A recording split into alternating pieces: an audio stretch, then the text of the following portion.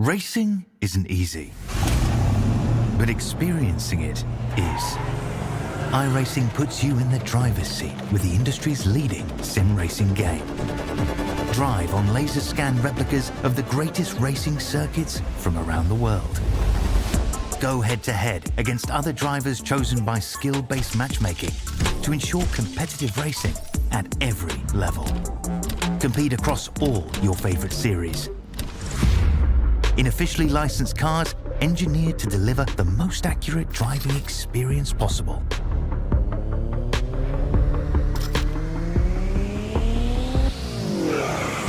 Join a race or host your own with players from across the globe.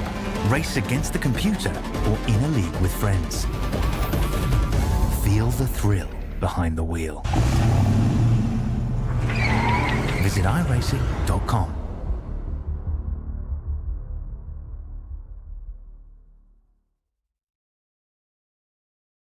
This is where drivers get faster. At Motorsport Simworld, it's not just about racing, it's about refining your craft.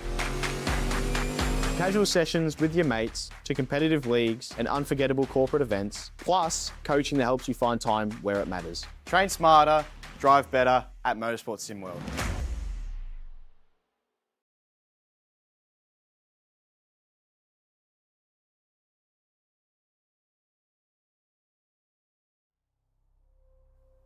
Six months into this year, in fact, we've just cracked the 7th. And it's time to crown ourselves the first Premier Endurance League champion for the year. There is one guy who is sitting atop the pylon, and he has been the standard that everyone else has had to chase. This is Premier Endurance League's Open Series Grand Finale for the first half of the year. And we are from the hills of Spa, the Ardennes Forest. Around this picturesque circuit of 7 kilometers in length is a lot of challenge, a lot of rise, a lot of fall, a lot of flat out corners, long straights, and opportunities for cold tires to bring an untimely death. Ladies and gentlemen, I am Scotty Rankin, off alongside of my co-commentating compatriots. Dan Yeaman has elected to give up the steering wheel for a microphone, and Dan, I'm disappointed in you. Disappointed in me. You can blame Jay Kennedy for that one there. I do know also I haven't actually apologised to Ricky and Leith for being absent, so I hope this counts as a suitable apology. I can argue I'm technically here as well, but good to be back, even if it's been a very much I'm here every now and again kind of situation. So thanks for having me in the box, yourself, Scott, you as well, Pete, as we'll see you out. We're talking with us tonight, as well as also checking in with the drivers to see what they've got to share with us on broadcast. I think one of the most interesting things and the most interesting introduction the man is ever likely to get. Ladies and gentlemen, a man who has just added an accolade to his Sim Racing Hall of Fame. It will sit on a shelf, it will be stared at, it will be reminisced over, and I can remember precisely how grumpy he was at the 60-minute mark of the race last week. It is your Premier Endurance League 2026 Season A Limited Challenger Division Champion, Peter Baxter. Pete, it wasn't a Holden Commodore you were driving last week, but it certainly wasn't a Ford Mustang either. Oh, Scotty, that's a hell of an introduction. And I'll tell you what, she did. I'm still sort of frustrated from that race, but no, thank you. And I guess, look, I've got to take it because it's there. But my first season in PL, normally being a commentator, here's talking to all the drivers, but had a chance to have a drive, and we got it done in the end. It wasn't pretty, but we got it done in the end. But let's have a look at tonight, mate. Let's focus on tonight. There's a championship out there tonight. Another 2-hour race. It's a little bit of a cleaner track than we had last week. Still 2 hours, still 65% fuel tank. So I'm guessing sort of 2 and a part fuel stop. So it's 3 stops at the moment, depending on safety cars. But is this group going to have the same trouble the other group had with cold tyres, those sorts of things? We've got a few drivers in new cars that are prepping, I guess, for next weekend's Spa 24. And lots of things to look out for tonight. I think the big thing is that we're sitting up here and we're all nice and comfy, but last week you had to contend with puddles that were still lurking on apexes for a lot longer than any of us necessarily would have liked. It had added just something that was an extra little bit of flavour to this one. All 7 kilometres of this race circuit. Can you believe only 19 corners across the duration? I was commentating a track just over half of this length with exactly the same number of corners. In fact, it actually had one more earlier on this afternoon from the streets of Thailand.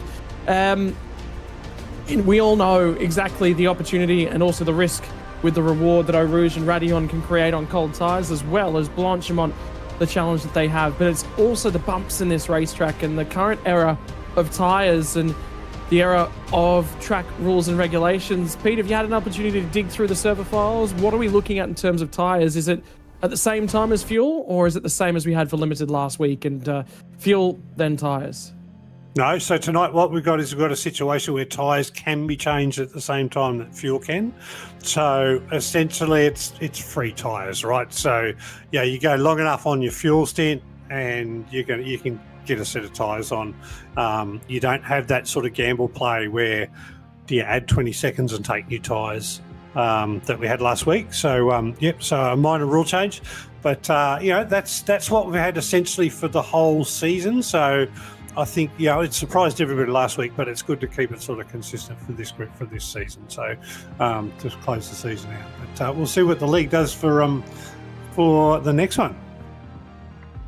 And ladies and gentlemen, Dan Yeaman's been out there and cutting laps whenever he gets an opportunity, albeit those opportunities are significantly less. We're going to take a quick look at the points graphic tonight. It is still alive in terms of the championship standings between Damon Woods and Zach Rattray White. And at the moment, it is in the realm of 46 points that Zach Rattray White will need to overhaul to get his way to a championship. 47 will be required. Excuse me. Byron Pierce sits third, Marino Morella behind him. Other than that, the championship all but decided. Stuart Ellis has done a phenomenal job. That's probably a lot higher up the championship standings than he would have expected to be finishing. Jet Saragi as well. Sam Chapman, I know, has been overseas for a vast majority of time in the recent past. He would have loved an opportunity to participate in as many rounds as he necessarily would have liked. But that's the top 10 there, Dan, and I don't think there's any surprises at the top, but shuffled in there's quite a number of drivers that have taken a couple steps further forward than they necessarily would have thought at the start of the season. In some respects, yes, certainly. Obviously, well, actually, not obviously, I should say, but the series runs an IMSA-based points scheme, so there are a lot of points up for grabs per round for the drivers in this series. So there is a great opportunity to move yourself up and down the points table, as we see here. I'm just looking through the points overall, and we have a grand total of 64 drivers who have been classified as scoring at least a single point this season in the open category here for this one. So yeah, as you said, looking like it's going to be pretty tidy at the top and more or less sorted between between Woods and Rattray White. But yeah, we've got plenty of drivers who could make their way up and down the order tonight with a strong result to finish off the season here. Going to take a walk through our starting grid. Matt Bailey has managed to go ahead and steal pole position away from Damon Woods, and our championship not necessarily elect, but required to get a good, strong getaway. Looks like the Mustang has plenty of poke around Circuit de Spa-Francorchamps. Zach Rattray White was good enough to sit it on row number 2, but it'll be Stuart Ellis who puts in his best qualifying performance of the season to line up alongside of him. Back to row number 3, and it's going to be that of Dean Mackay and Danny Davison in the Max Boost entry. Ethan Bass will be the first of the Logitech G-Orbit drop bear cars. He's been good enough for 7th spot on board of his Mustang. Half a second back, Byron Pierce will be alongside to make it another Aston Martin for Eclipse Simsport. Lachlan Capel will be another one of those drivers sporting the Aston Martin. So many drivers picked this one back at the start of the season as the balance of performance has gone away from that car. Marino Morella will line up alongside of him to bookend the top 10. Sam Sutton outside of the 10 gets out-qualified by teammate in the Aston Martin. Matt Webber will line up alongside in the TKR Dash Racing machine. Jackson Dyer will be the Project 36 car all the way back in 13th spot, only a couple hundredths just ahead of Trent Allen's Aston Martin. Joel Jansen's will be another one of the Project 36 cars. He's in the Ferrari, which is much loved in terms of this category at the moment. Tom Donahue will line up alongside of him for 16th. Get back to 17th spot. And Mark Hilly will find himself 1.4 seconds off the pace, not necessarily finding a whole ton of speed in qualifying. Alan Dawson is on board a Porsche that has also fallen a touch by the wayside. Aiden Rankin, some will debate this is perhaps the better Rankin, the better looking Rankin, the better sounding Rankin, the faster Rankin. We'll leave that debate for the racetrack when I'll line up alongside of him at some point in the near future. And Stephen Tonkin will line up alongside of him all the way back to 20th spot. Harry Dodds will be just outside the 20 in the Project 36 Mustang. Actually, that's a changed one because it's Harry Dodds Sim Racing on side of that car. That was a team swap that happened in the middle of the season. Trent Stapleton will line up alongside of him. That's a new adjustment, by the way, for Harry Dodds. I think it only happened about 3 or 4 weeks ago. It is only just in the recent history. Ben Jeffrey at a 23rd spot, and Patrick Reardon back to the tail end of row number 12. And Paul Heckel alongside of Adam Jepson back to 26th spot. Only 14 thousandths of a second between those guys. Just over 2 seconds back off of our pole position time. Tristan McLaren from Corey Bennett. And the Acura's also been a wild ride at some points throughout the season. Jordan Pinazzola and Ryan Bell to get back to Pro Dive Racing. 30th spot. Lockhart Brownlee and Connor Nixon with no time registered on board their Mustangs. A swap of car here tonight for those guys. Isaac Curtis and Eli Donaldson will get back outside of 34th spot as well. Austin Edwards and Leith McClimate will come from right down towards the tail end of the field. Rue Koistra and Luke Capozza out of 38th spot. And coming to us from the back end of the field will be Kurt Chapman, and I believe Todd Martin was also, sorry, my apologies. Todd Martin's our race controller, as indeed the other Acura that's been registered for that one. That is the 39 cars that will take the field for the start of this one. My apologies, 38 cars, because counting was never one of my strong suits. And we're set for a start. Pete's gone for a little bit of a wander and return. Anything of note in the gridding procedure there, Pete? Now, look, P31 downwards, boys. These guys have all changed cars. So obviously they're preparing for the weekend race.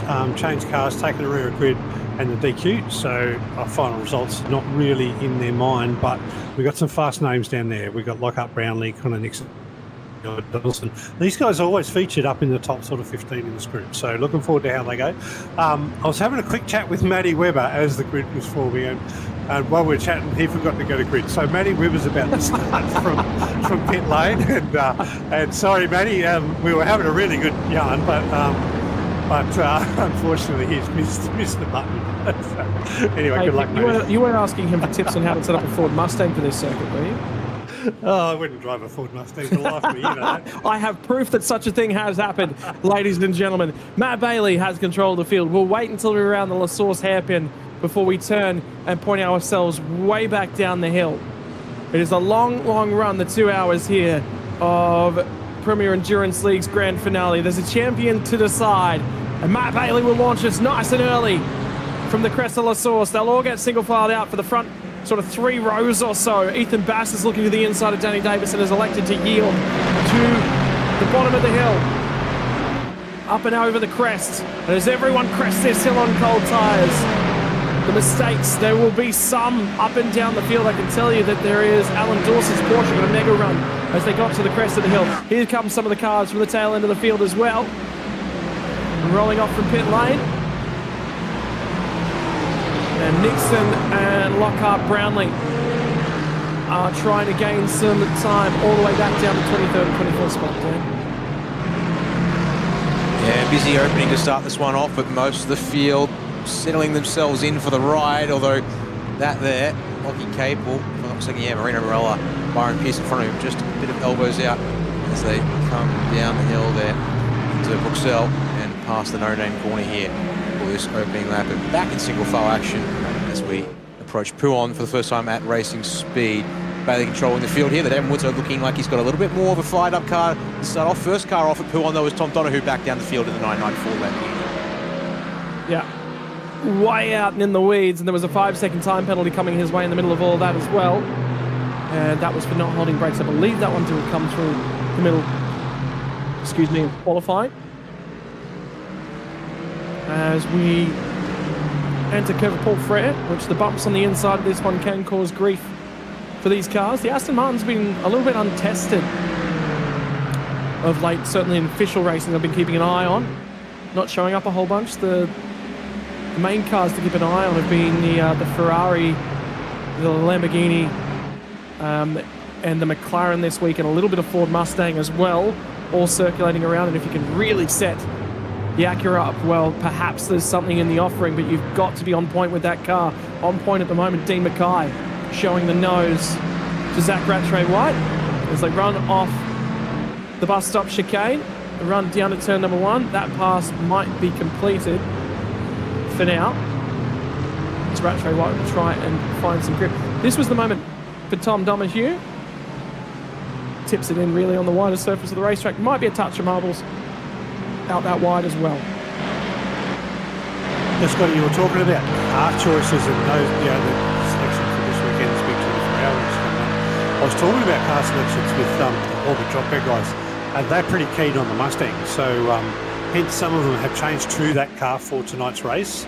And you'll see, well, be really seeing, I've already talked about watching them come through the field. So if they think the Mustang's got a little bit of poke in it, and they're changing to it for tonight's race, see whether that proves itself through tonight.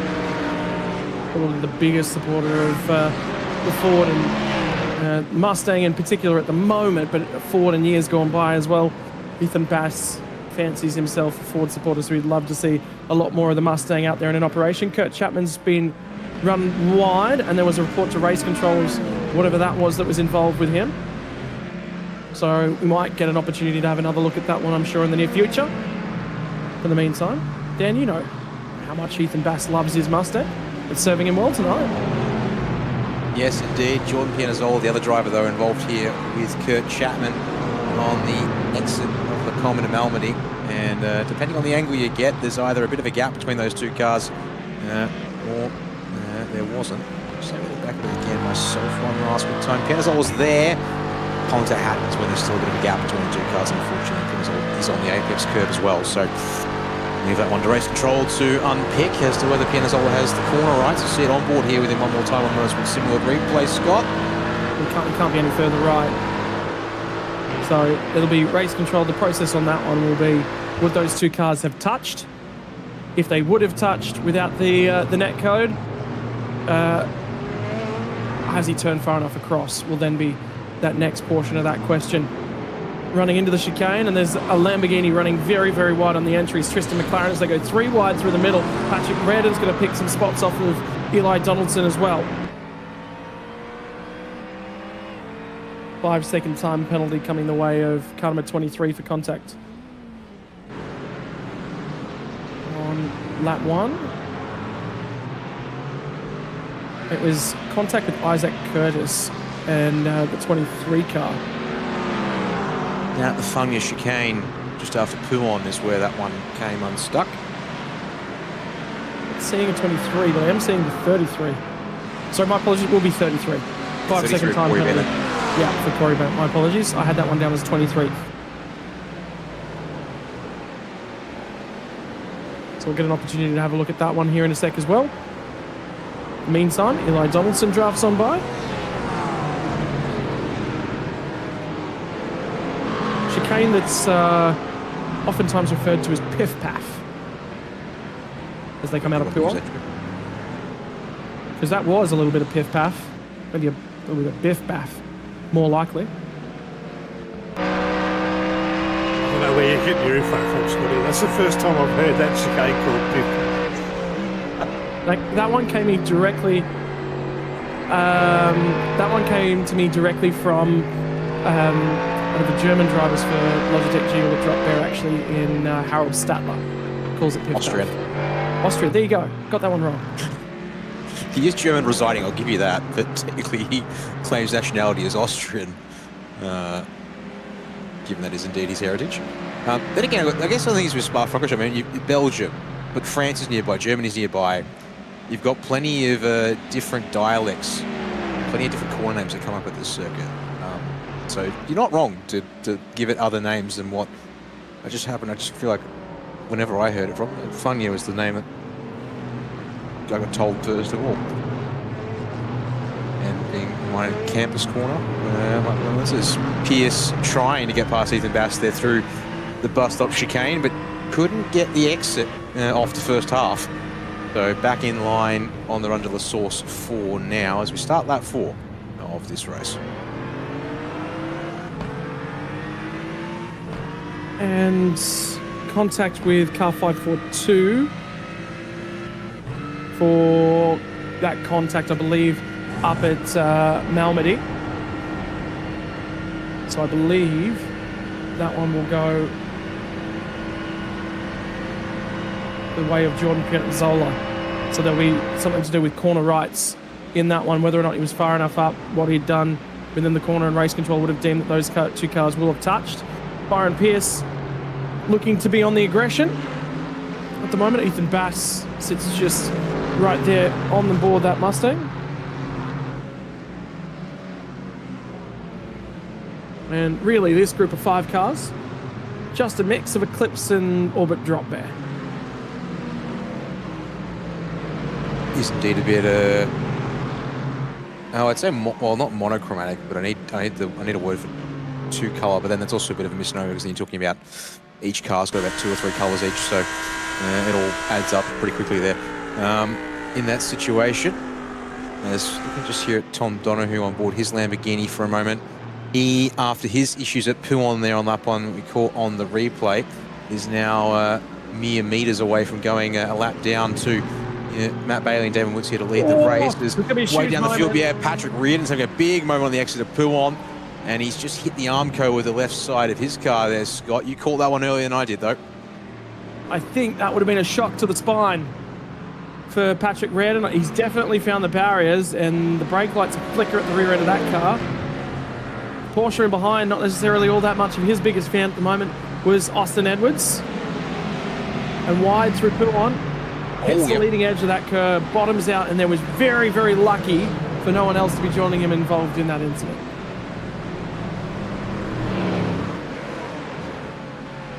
Trent Allen has found his way to the barrier. I was watching a number of cars, and it was the 2 Revolution Racing Aston Martins that made this area. Alan Dawson's also around at the bus stop chicane. Yeah, it's just a tank slap up and an overcorrect for Trent Allen. Isaac Curtis, the previous lap, the preceding lap, had exactly the same moment but hung on to it. There's a massive bump towards the inside of Blanchimont that you don't know is there until you know is there.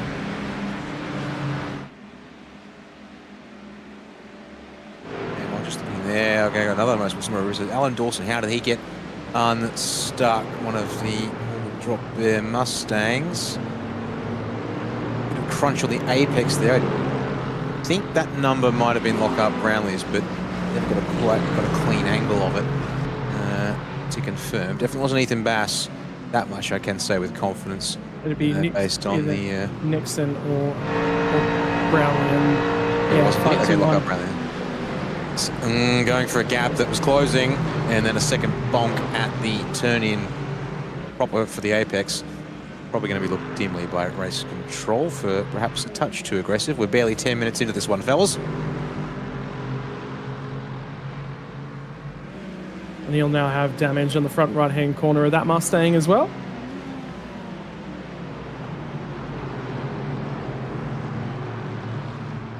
Meantime, it's again this battle pack that's proving interesting to watch.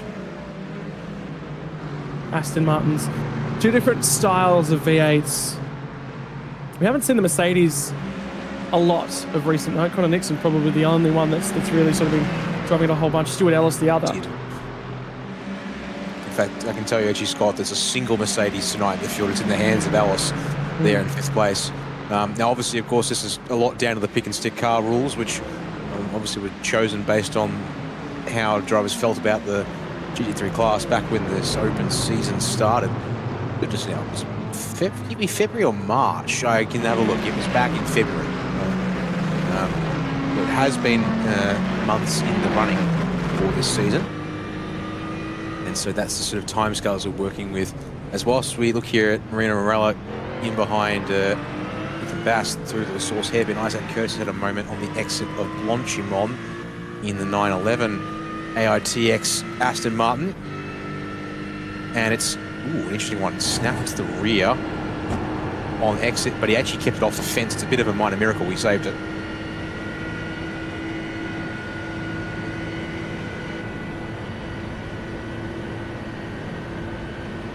continuing on for these Aston Martins.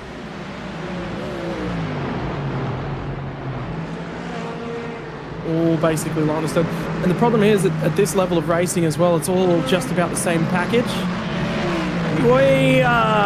Another moment for a Revolution E-Racing Aston Martin through It's Curtis there. Blanchimont. That's Curtis. That's a second moment that he's had through Blanchimont. Lucky to walk away, lucky to survive. But I can guarantee you that heart for Isaac Curtis right now is absolutely pounding, because there is nothing more terrifying than the moment at that speed that you have there, because eventually the downforce will reconnect the car and you need to make sure that you haven't overcorrected, as Trent Allen did only a lap ago. Scotty, I just come out from having a chat with Trent and Isaac, and to be honest, mate, they're struggling with the Aston. They're not particularly happy with the setup they've got in it tonight, but they're going to fight on. They're just in it for a bit of enjoyment tonight, and to see what happens. But yeah, Trent, just a little bump or that inside curve caught him out, and that's what got him. But yeah, the rear end snappiness that the Aston can have every now and then, they haven't necessarily dialed that out in their setup. So they might have a tough race if that's going to happen a few times tonight. It's already happened 3 times between the pair of them, and we are only 14 and a half minutes into this race. It's going to be a very, very long run to home. New fastest lap for Damon Woods. Previously, that one was actually in the hands of the only Mercedes AMG in the field, and Stuart Ellis had previously laid a 2:16.106 down. That'll now be bested by Damon Woods and Matt Bailey at the same time, both of them running 0.007 of a second apart. Damon Woods ahead by 0.007 of a second. And it's the 16.051 plays a 0.58. The Heart of Racing liveried Aston Martin ahead of him. We're all being led to believe that the Aston Martin Valkyrie will be joining the platform, perhaps at the next opportunity, the end of this current season worth of iRacing racing. We've talked at length about what additional content we'd like to see. We've just seen Laguna Seca be rescanned. Laguna Seca in its current iteration, and the fact that it's moved away from a free price point to a paid content, obviously to try and support it, joining the sim, and it's something's just taken interest in McLaren as well. And it's up around Malmedy. Kurt Chapman and Jordan Pianazzola having a staunch battle at the moment. And McLaren's starting to look better and better for perhaps the Spa 24-hour next weekend down. Consistency, the thing is, it rotates rather nicely, and at times that's nearly its benefit, but at times that's nearly to its detriment, and here you get little elements of both sides of that on that car. That's a very good point indeed. There's a lot of this mid-speed stuff where you want that car turning in, especially down here. The Piff Paff chicane in court, and then Stavolo corners to get the thing picked up and turned around. I'm going to jump to another of our Motorsport Simworld replays as we head on down the Kemmel straightaway with the TriStar Ferrari, which I think was Joel Jansen's own, one of our Lamborghinis. Different everything stimulated. And just a bit of elbows out action there on the entry to Le Com. But it looks like all the cars get away unscathed there, Scott, as Damon Woods puts in a new fast start, drops into the 215s for the first time in this race. As there's been contact between Paul Heckel and Lamborghini there, Tristan McLaren, down at the bus stop chicane. So that appears to have continued on off screen as we cut away from the replay. And we might have another one to go back to now in a second. That we will. Ferrari 296 has slowly become the car of choice at the moment for GT3s by the look of things. Lamborghini has the door open. The debate will be, was it open enough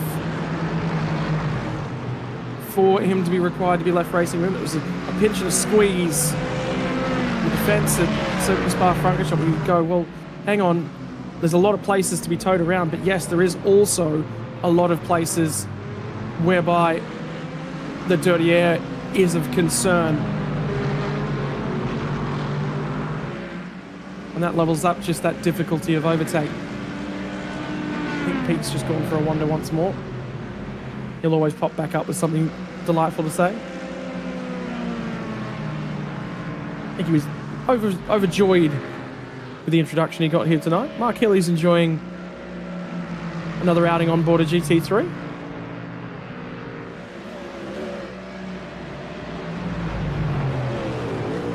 Well, we're hearing actually Mark Healy might have just lost a spot. He sure has. Oh, yep, hello.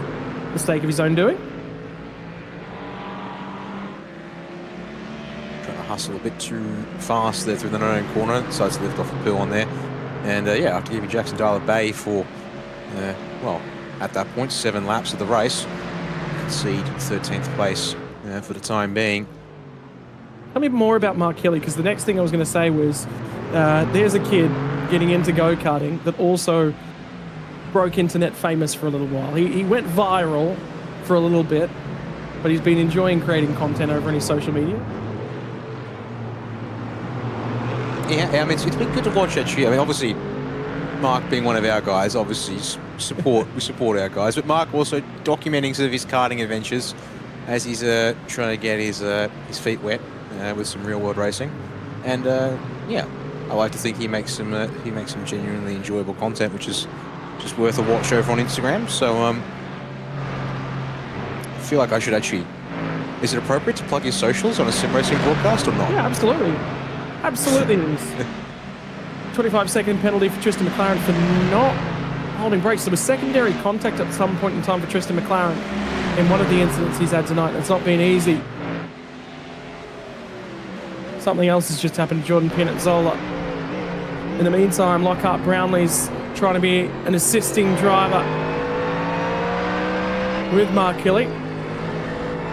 Trying to push him on by Jackson Dale. And there's history between these guys as well. Ex-teammates when Jackson Dale walked away from the team last year. On to his current duties with Project 36. And Mark Healy's made another mistake. No bite at the front end of that Aston Martin at the moment. Just not looking like it's pitching in. And Lockhart Brownlee, albeit a shark bite assisted, Ford Mustang, making its way through the field, has driven to the rear end of him. That sort of says what that car's capable of. That's another Aston Martin that's made a mistake. That is Sam Sutton, and that is one of the most rare things you'll ever see. A mistake from Sam Sutton. Generally hyper consistent is Sutton, yes, but being told there's been a bit of a wall hit from him as we watch here on the Motorsport Simulator through Pouon out wide already. And he's going to catch that hump there on the exit of the curb, and yeah, smack the fence with the nose. But he was dealing with some unexpected hardware issues at least once this week, doing various races here at Spa, unfortunately. Given the nature of his consistency that we know, I can't help but wonder, is that a possible factor in that one? Back live though here with D. Mackay, he tries to hold on to P3 from Zach Rattrayaway, who's continuing to hound his rear bumper. As Pete backs it back in the box with us here. Pete, you've got something new for us. Yeah, I just had a chat with Eli Donaldson and the lads there from the team, and it's interesting to see, because I've noticed that Eli's like up 16 spots from the starting position. Connor Nixon's up 21, Lockhart Brownlee's up 18. All of these guys started back down the back of the grid without putting in a time, so it was effectively rear grid for them all. Just cruising along, not really pushing too hard to race anybody, staying at their own pace, and made up a lot of positions so far. Yeah, a little bit of noise about having to dodge some of the, well, was it dangerous or is it just racing that doesn't need to happen down the back of the field early in the race when you're like P40? But look, Eli's out there running well, having a good time. And yeah, I love that PlayStation livery. It reminds me of being a much younger man in my PlayStation 2. So I don't know if you guys ever knew that PlayStation 2 existed, you young blokes, but it did. And his livery just brings back those memories of playing Lemmings. So I'm loving watching that car. I most definitely did indeed live in the age of the PlayStation 2. That was prime early childhood for me. As a gaming enthusiast, whilst I'm being assailed by stories of how to call it childhood for me is memories of early adulthood for the other two people here in the commentary box, including the producer. We have a watch here at but 2 battles on the circuit here. Well, for a second it was 2 battles. Back to the leading battle of that. This is P3 now, all the way down to P10, formed up into a fairly continuous snake here, Pete. D. Mackay maybe starting to look like the head of a train, but no one's gone past him yet. So whether that's a case of some orderly fuel saving, or perhaps no one able to find a clear breakaway, despite the fact that they all appear to have enough pace to make a very nice queue lined up here for us on screen. Well, here's the conversation I did just have with somebody else too. It was how is it going up the front? And here's my synopsis of right now. Matt Bailey's running a great race, but I think he's pushing. Damon Woods, for me, I think he's just sitting there using Matt Bailey to save fuel, and I think Damon is kind of cruising, has an opportunity, if he gets an opportunity to go and wants to go, he probably has that ability. I think Dean's holding, he is a bit of a head of a snake, and that gap is slowly opening. It's opening about sort of 0.25 to 0.4 seconds per lap, depending on what the lap is, and then everybody else is stuck behind it. So I kind of think if Zach Ratway-White, Stuart Ellis and Danny Dawson, if those guys really want to have a crack at the lead, they're going to have a go at Dean Mackay. I don't think they can use him for too long for fuel saving, maybe for the first stint, but at some stage they're going to want to get in front of him and try and run that time down that they are losing right now. Yeah, the biggest problem for me, 4 seconds isn't much, but you then have to punch the hole in the air for some cars behind you to try and close that gap down. That's going to be quite the issue to be able to get that one sorted out. So whole lot of maths work that'll be done in the cars. We'll jump back down the field to pick up, I think, Tristan McLaren here, Austin Edwards in there, the 116 Works Porsche, and Kurt Chapman. So yeah, we are around the P20 position now indeed. Another train developing here once again with that move down into Puon, slowing them all up here, Scott. But battles are plenty wherever we look here in this opening, 25 minutes of our Motorsport Simworld Premier Endurance League Open Series race here from the Spa-Francorchamps circuit. Also worthwhile pointing out that some of these guys as well, towards the pointy end of this one, have been in operation for a long, long time period today, attending and participating in Porsche Esports Cup regional qualifiers from 5:30 this morning for a number of the drivers, Damon Woods, Ratway-White and Byron Pierce amongst those for our region. So not only were they in attendance this morning, maybe a nap in the middle of the day. Another driver likes a good nap in the middle of the afternoon. He's Lachlan Capel. He's always keen for a little bit of a kip before he goes racing of an evening, when and where he can find that one. Dean Mackay, in the meantime, still at the head of this queue. Again, Ratway-White will take a big gulp of fuel save, but it's becoming harder to do so when Stuart Ellis continues to range up on him. And realistically, if Ellis ever gets into a point whereby he's looking to be aggressive, all of a sudden you're going to see a switch flip from Ratway-White, because the best form of defense is offense. If you can prove to the driver behind that you're attempting to close that gap and to do something with it. Eli Donaldson's just had something happen to him, and given the way that he's covering off Harry Dodds, it might be between these two on the racetrack. Nah, Harry Dodds just had a really big off at the end of the Camel Straight and cut the grass, and Eli's just called it in for an unsafe rejoin because he kind of balked him on the way in. So race control, have a look over it. I don't think there's much in it. Yeah, it's slowed him up a little bit. Problem will be this will net him a slow down penalty as well. Yeah. And that's what Eli Donaldson will be concerned about. But he's taken the spot, so there's that job done. Yeah, not much in that, Scotty. I think, Harry probably could have I actually don't know whether he could have done much better, but to be honest, there's nowhere else he could go, and he's not going to stop, is he? He's going to keep racing, but Well, I it's not think going off in the first safer. one. Yeah, that's a safe enough rejoin for someone who to go off, but yeah, no harm, no foul in that one. Go play on. This train is getting longer behind Dean Mackay. Lachlan Capel's now tagged onto it. So it's now running from third spot all the way to the back end of the top 10. And Connor Nixon was a good 0.4 of a second faster than entire chain. He's come from outside the 30s to P11 at the moment. And actually, on that last time by, I think he might have actually been the fastest car in the race, ran a 15.999. I don't actually believe any other car dropped into the 15 for that most recent lap. And the other Mustang from the Orbit Drop Air stable that's not in that group was Lockhart Brownlee. Now that car has got damage on the front end of it, but it was only a tenth adrift at the moment. So tyre wear is strong for the fancy coloured Mustangs.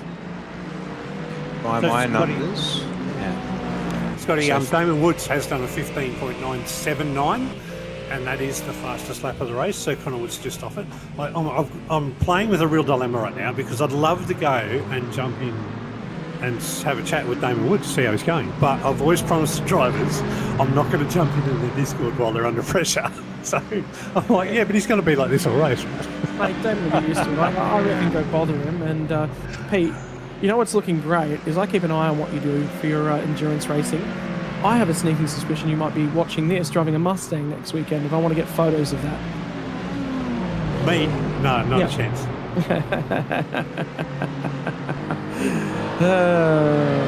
Go bother Damon Woods machine shortly, my friend.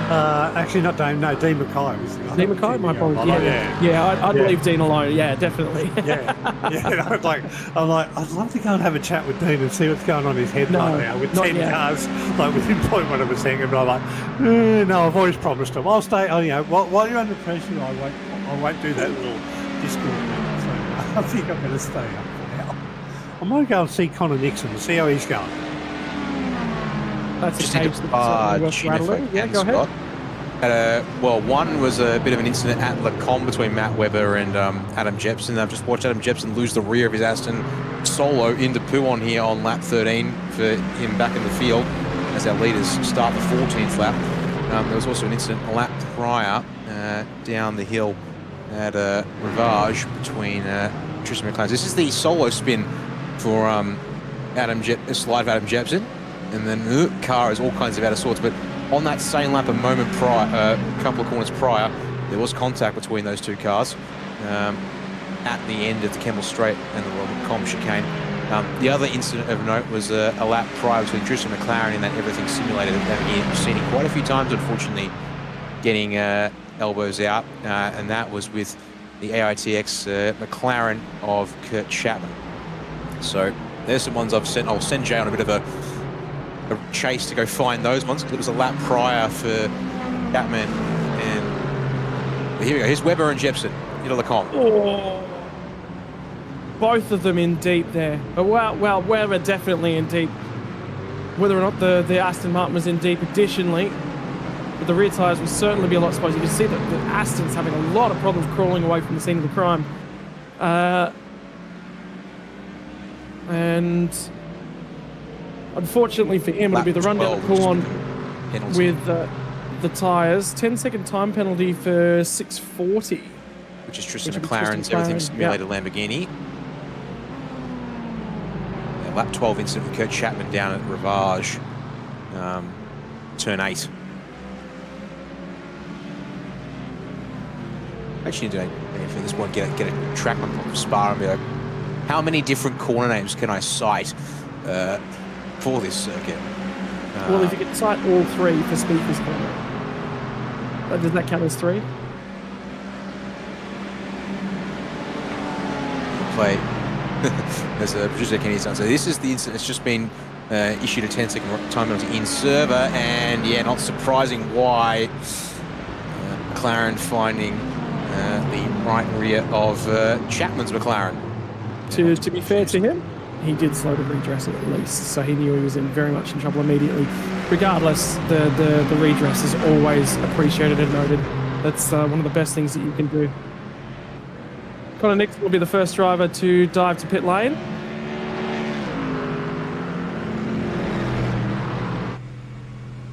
And we're reminded that the reason they started down the hill, of course, into Eau Rouge and Radion is we're racing the endurance pits configuration. So that also means combined pit lane from the bus stop all the way down to the exit of Radion here tonight.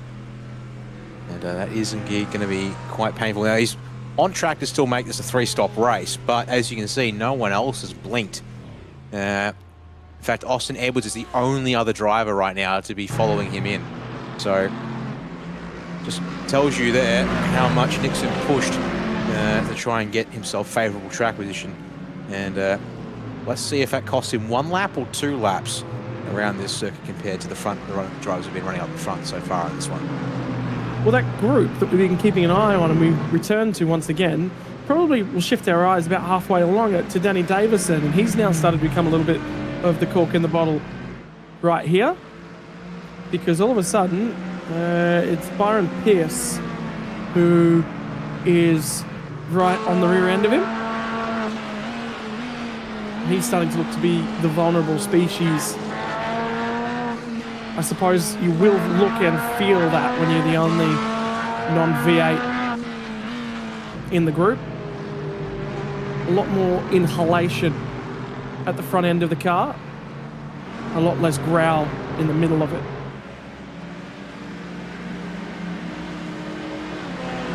The flying wedge shape as well certainly helps it cut through the air. You could launch a car off the front end of that thing. Not sure you'd want to, but getting a little dicey now into the bus stop chicane with Pierce around the outside of Davison. Also, Bass and Morella behind. Now Bass up the inside of Davis on the exit of the chicane. American Muscle, mid-engine versus front, who's going to win the run to La Source. Davison looks to have the edge, plus the inside line to boot. Bass is still hanging around at the rear axle, but it means he's got to give up the apex to Marina Morella here, and it's going to be 2 laps more on the stint versus Nixon. 1 lap longer than Lockhart Brownlee, who's going to dive in early, and there's a puff of smoke. Witness on entry to Blanchimont, but no one. I was saying it's Harry Dodds down the field by himself, possibly. Being told a very, very strange incident. Yeah, it's before Blanchimont's where I saw the tyre smoke. Let's see. Oh, Motorsport Simworld replay. Tell the story here, Scott. They had a screen failure? I'm starting to think that might have been something system related, yes.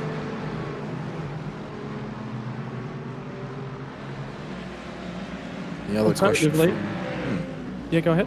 I was just saying, I was literally going to copy Jay's. I think we're both going to finish Jay's sentence there for everyone listening along at home, being that did he potentially try and set up a pit stop and get himself a little distracted? It's back live, and now definitely the fracturing of the snake continues as now Morella and Fredo Davison puts the Corvette, the Maxwell's Racing Corvette, down to P8 ahead of Bass and Capel, but now a little detached from Byron Pierce and Ellis, who in turn are a little detached from Mackay and Rattray White to thin everyone out as we're now surely closing down truly on the pit stop window here after 16 laps of racing for our lead lap drivers.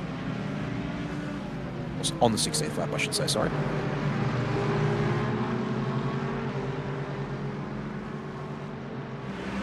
Pete Paxter's got a few character references, I think. Pete, you've been for a wander? I hear that you've been to one team in particular, and they don't like being chatted to in the middle of the race. No, didn't get there, mate. Been booted from them. You don't want to hear what I want to say? You carry on. The reason for that, Dan, is the team that you and I are also a part of, Orbit Drop Air. We're not kind to our dear in-race reporter roving down for a little bit of a chatter in the mid-race. You and I both know our boys, and they certainly... You get the nickname of Grumpy Cat because of the face that you wear when you're behind the steering wheel, but you're always quite kind and ready with a word whenever I've popped in to have a word with you. But the rest of them... They're tight-lipped, yes. Grumpy is probably a kind description of what they can be like behind the steering wheel at times, as can every driver, to be fair. It's a stoic defense or something along the lines to try and deny tactical intel.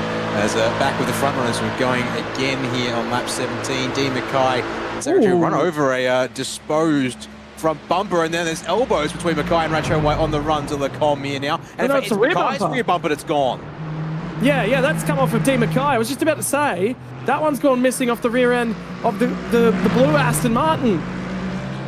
And the heart of the racing liveried Aston Martin becomes one piece shy of a heart of racing Aston Martin. It's going to be from bump drafting, or will it be from defense? Is he going to get covered? And Ratchway Wise going, is this a bump draft, or is this a block gone wrong? Oh, he's going to touch him in the left rear corner, and apparently it's going to detach. Wow. It's already gone by this point. It was down the road. Unless there's a bit of a desync with where it actually fell off versus what we saw. Nevertheless, that rear end of Mackay's Aston Martin, which funnily enough for me actually still has a TriStar paint job on my screen, but of course we'll refer to the Thor paint job that can be seen here from us in the booth, and of course everyone watching along with us here at home as they get there on the way up the back straight. As here we go, hosted cars, Hilly, Sutton, and there was this one other in there, pardon me, Jackson Dial in that group. All getting back to speed as there we go. End of 18 laps, Damon Woods has finally exhausted the fuel in his car, and the rest of the leaders surely, we'll dive into it now. They've all actually, it's closed up this front running group again as they all try and... wall? I heard crunch on the way into pit lane. You did actually hear something, okay. Yeah.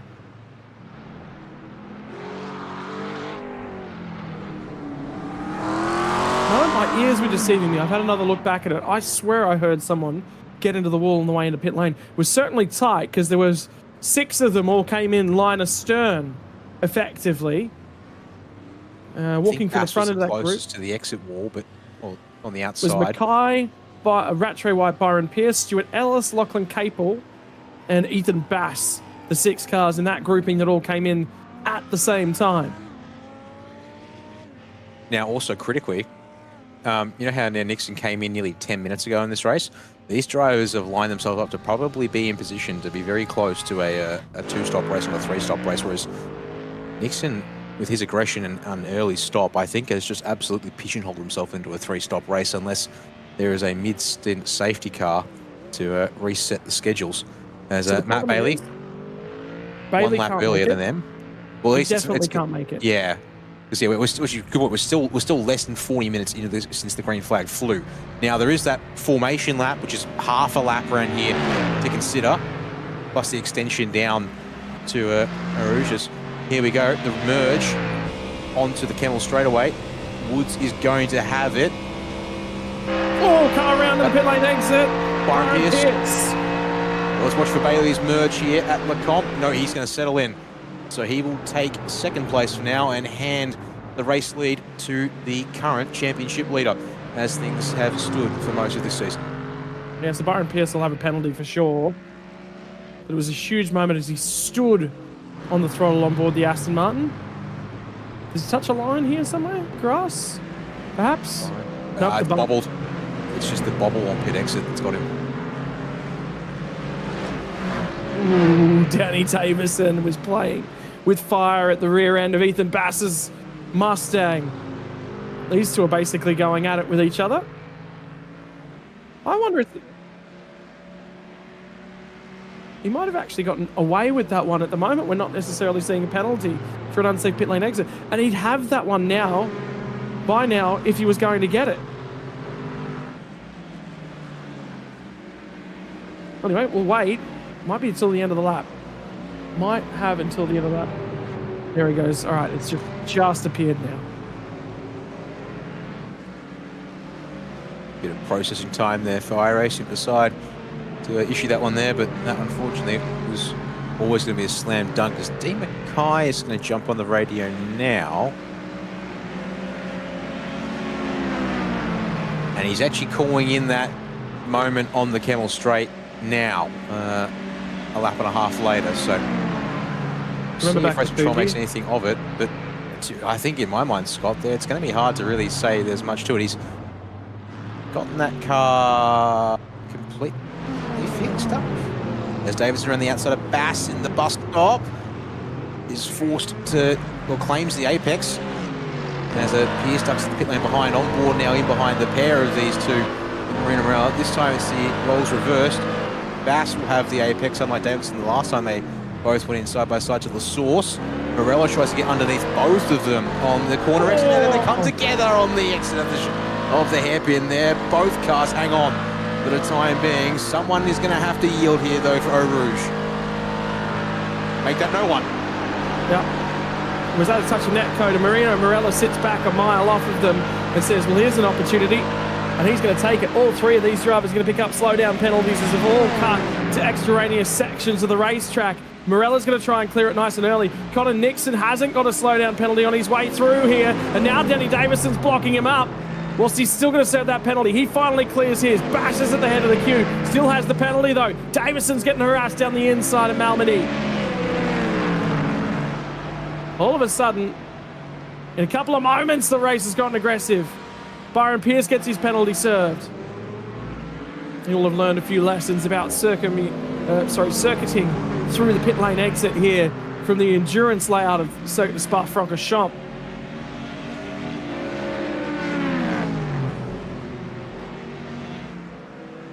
Well, the group got broken up. There's only 4 cars in it now.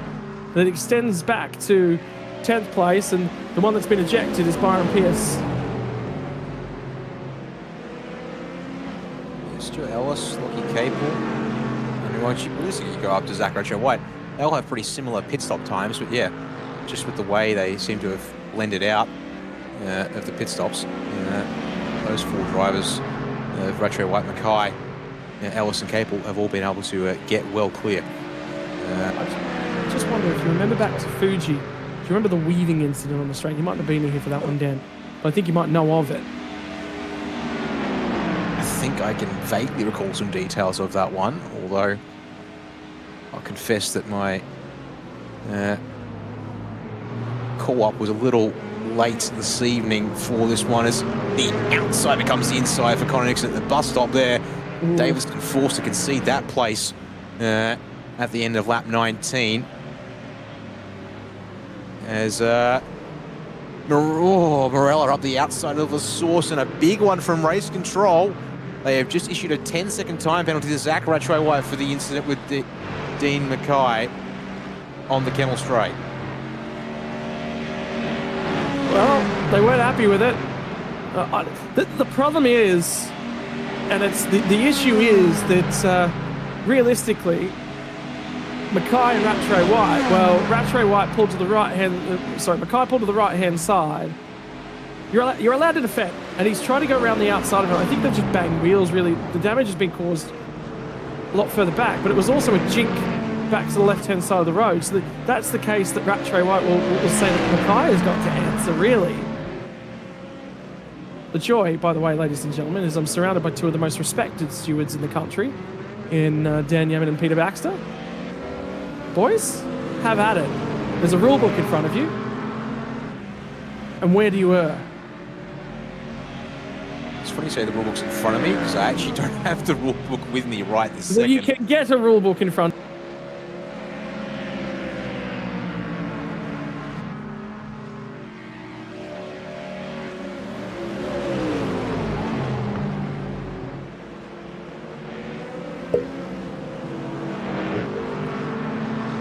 Alright, apologies about that one there, folks. We might have been cut off mid-sentence, but we'll be back with you here in just a fraction of a second and be able to see what's going on too.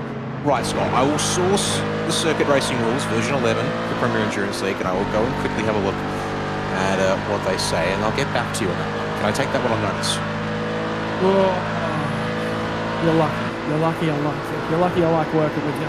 Pete Baxter, opinions on blocking in a straight line and where there's and the elements of the rules that are relevant to that ruling, I think is we're going to have a technical discussion about stewarding and race controlling in the middle of a broadcast here, because I can feel that coming. Well, no, we're not, because of the other role that I play with this league. I can't actually All right, talk my about it apologies. tonight. Stepping back. Righto. Dan Yeaman's going to have some fun then. He loves to dive through a rulebook and pull bits and pieces out of it and have a discussion about them. Meantime, Aidan Rankin, Adam Jepson, and Paul Heckel. You'll forgive me if I'm a little biased in who I'm supporting on this one.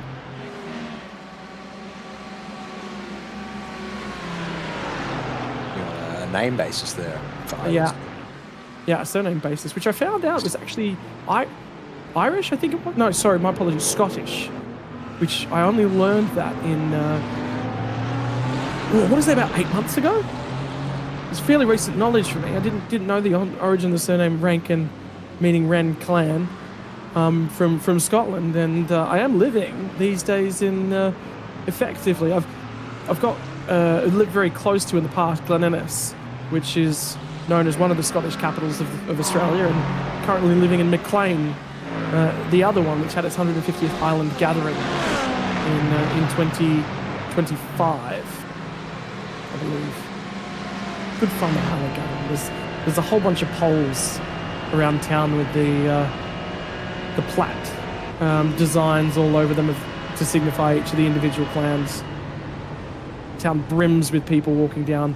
There's about 15 marching bands and bagpipes that march down the main street, very short main street in Maclean too. Pete Baxter's been to visit. Pete, do you remember seeing any of the power poles painted in all their brilliance? Oh, I can't say I do remember that. I remember the nice little shopping centre that we went to, the nice little precinct on the river with not fancy power poles. I was too busy enjoying your lovely partner's beautiful cooking. You weren't. I was about to say, you were definitely not about to say my lovely company, because you'd never say that. You'd never be caught recorded saying that ever. I know that about you. I could know that I'll never get that kind of gratitude out of you. At least not recorded. I might get it from time to time, but the next time you come back to visit, perhaps on your way to the mountain in a couple months' time, there'll be another drop in for a cup of coffee, and the power poles he'll notice. I'll always give you a cuddle, Scotty. Always give you a cuddle. You're just here to pat the puppy dogs. I know you are. In the meantime, Mark Hilly goes for another transit down pit lane. This one's early, and this one's not on time. This is a forced pit stop from Mark Hilly. Has something gone wrong for this car? I can't see any damage on it.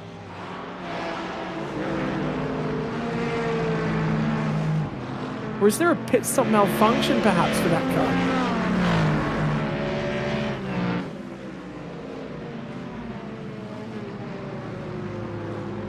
Just having a little bit of a look, a browse.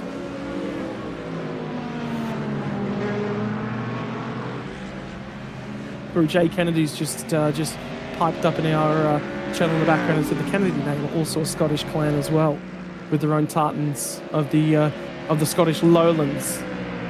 Ethan Bass is actually the Scottish driver in the field today.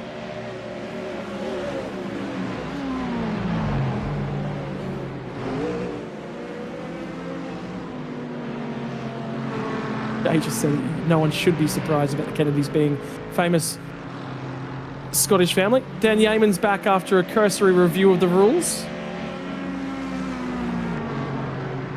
Yes, Dan? I mean I have been here and listening along.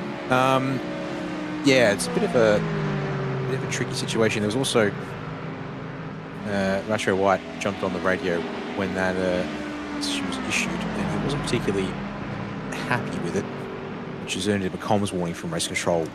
The comms warning I'm happy with. I understand. That happened. Yeah. The purpose of that is to prevent back chat. There is an appropriate channels to handle it after the race. For the meantime, he's going to put his head back down and do what he can.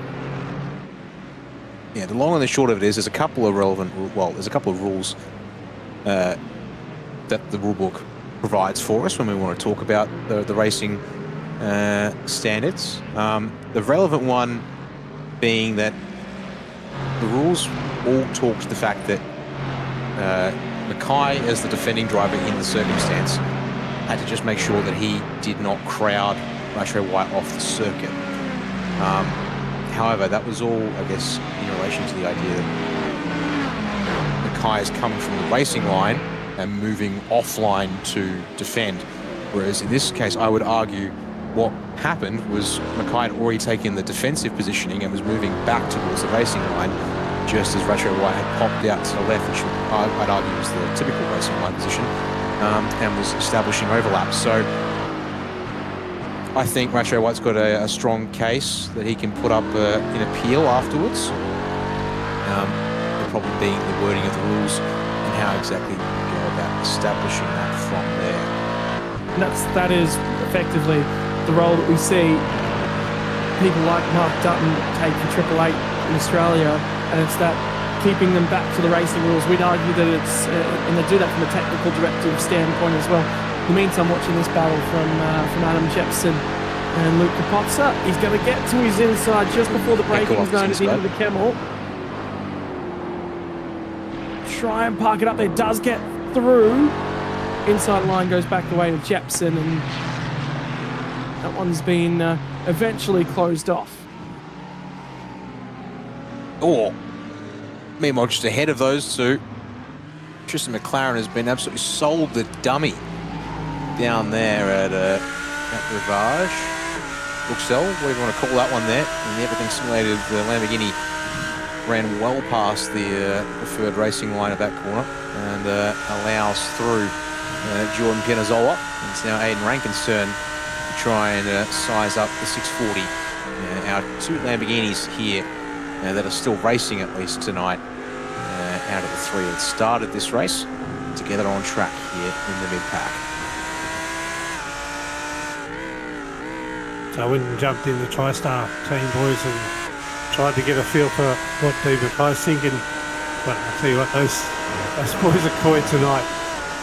Not a lot of chat going on. They're just, right, just driving for safety. We're going to see if we can save a bit of fuel and get to the end with the best result. So everybody, I think, right now is just driving the race. Not really sort of fighting anybody. I think it's all kind of cruising and trying to get through the safety car periods, or sorry, not safety car, the fuel stint periods, to see where they all land for the last stint. So kind of a bit of a dull period in the race, I think, from a racing perspective, but notwithstanding, there are cars very close together, and we all know that when race drivers get close together, red mist seems to happen.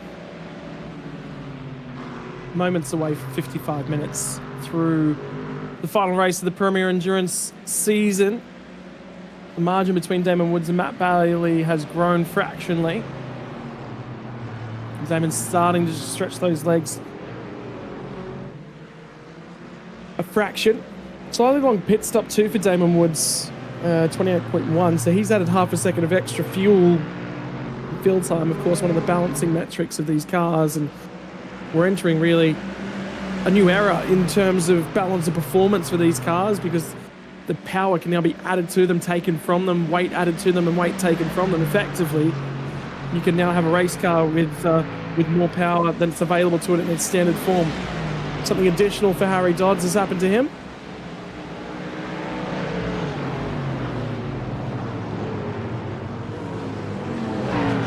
Fraction wide up and over the crest at Malmedy. Is that going to open up an opportunity? That it will, to the inside. And of course it will clear that one for now. Austin Edwards defends down the inside at Speakers and off the other side.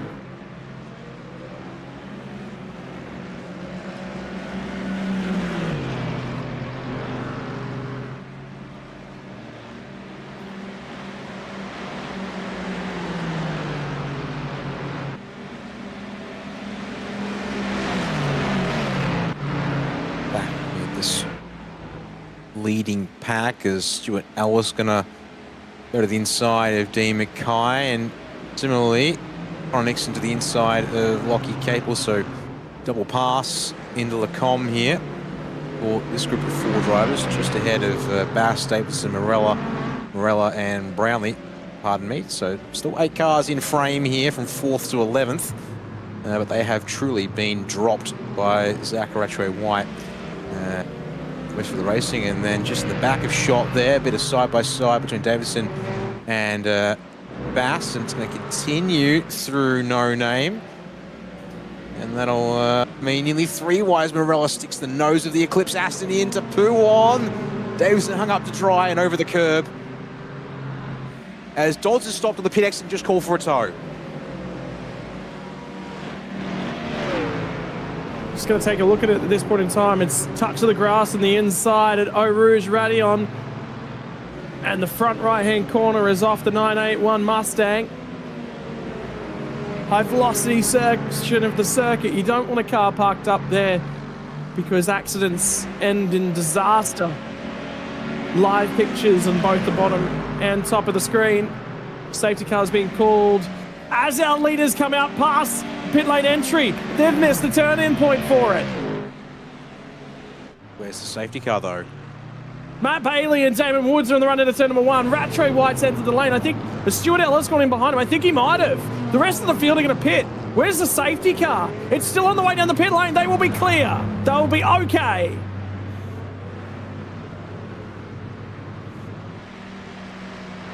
I believe our Premier Endurance League safety car, and the Sud Speed safety car, I believe it is still on its run down the hill. It has gotten to pit lane exit. Indeed, it has gotten to pit lane exit. What they should do with this car is park it up right next to that Mustang. They need Don't to get it out of the way. They can't They've afford got to to park get it out of the way. lane. It's got to get out of the way. It's got to get onto the straight and down the side or out of the way, somewhere where everybody can go past, because people have got to be able to come out of the pits. Otherwise, it's going to have a massive impact on the race. Yeah, he's moving out of the way. Yep, Let the car driver is now pulled to the right-hand side of pit exit, outside of the painted lines. So that's actually arguably probably one of the best spots he can park it, and that'll allow the field to pass him and then pick up the race leader once they come through the pitch, which will be Damon Woods and Matt Bailey. So very good awareness by the race control team there to sort this one out without too much fuss, as it'll be Rattray White first off the pit lane. Then looking at that one there as Byron Pierce goes by to stay out on track. David Kai a lot closer to Rattray White than I thought he would be on the pit blend there, closely followed by should be, I think, Lachlan Capel there. And that's Rattray White warming up a set of tyres. By the look of that. Yeah, 22 seconds. Okay, that explains why. Yeah, actually, that explains why he's stopped long enough to take tyres. Whereas Mackay and Capel, Bass, Nixon, fuel only down into Danny Davidson. So that's explaining the situation there. Split strategies with our first safety car of the night in Motorsport Simworld GT3 Open from the Premier Endurance League, as your race leaders with that extra lap around on track come into the pit lane to get their stop done, which means we're setting ourselves up for a one-lap splash, a one stint splash towards the end. Yeah, this would be interesting. The timing of this one means it is going to be effectively reduced from the 2 hours of endurance back to the under an hour worth of sprint, because we'll get probably one lap behind the safety car. We'll reset ourselves and we'll go again. Yeah, we're still going to have another stop in there, Scotty. So essentially it is really confirmed this is a 3-stop race tonight. I don't think anybody will take tyres again. So Zach took tyres, then that makes a big difference. But if others didn't, well, that's going to be interesting. But it's free tyres with fuel tonight, but obviously you've got to have enough space in your fuel tank to cover the tyres. Waiting on our race leaders to dive through the lane now. And both of them, I think, went up on the jacks there. That was definitely Damon Woods who was up and on the jacks. And waiting on Matt Bailey now.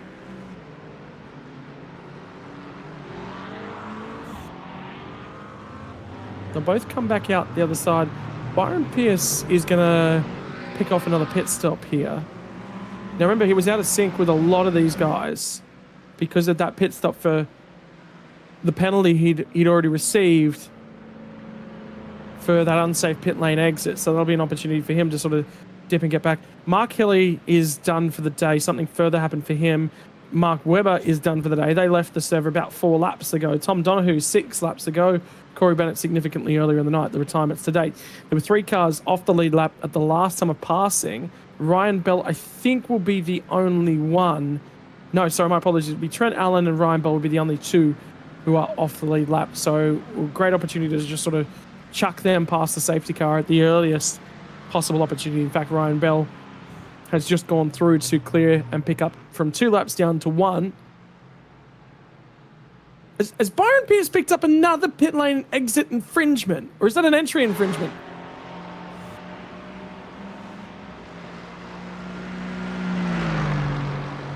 We're going to do some digging. We're going to find out whether or not Byron Pierce and pit lane entry requirements have been serviced. I think he's disengaged the limiter a fraction Too early. before the Yep. Currans. Speeding before the exit of pit lane. Byron Pierce, naughty corner. 2 naughty corner flags for the race for him.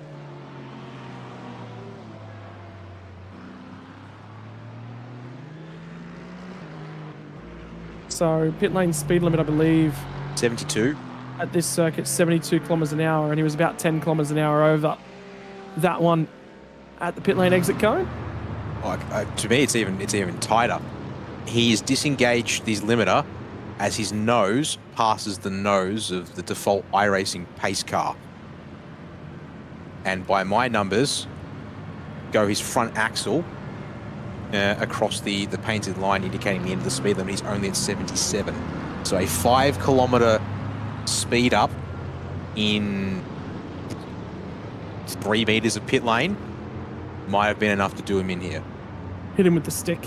Hit him with the bop stick. He's been bopped for transiting the pit lane. There is one area of the racetrack that you're not allowed to circulate through at speed.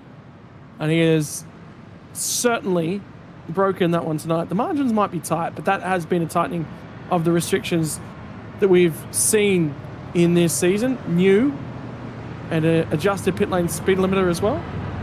We're going to do a second lap behind the safety car here.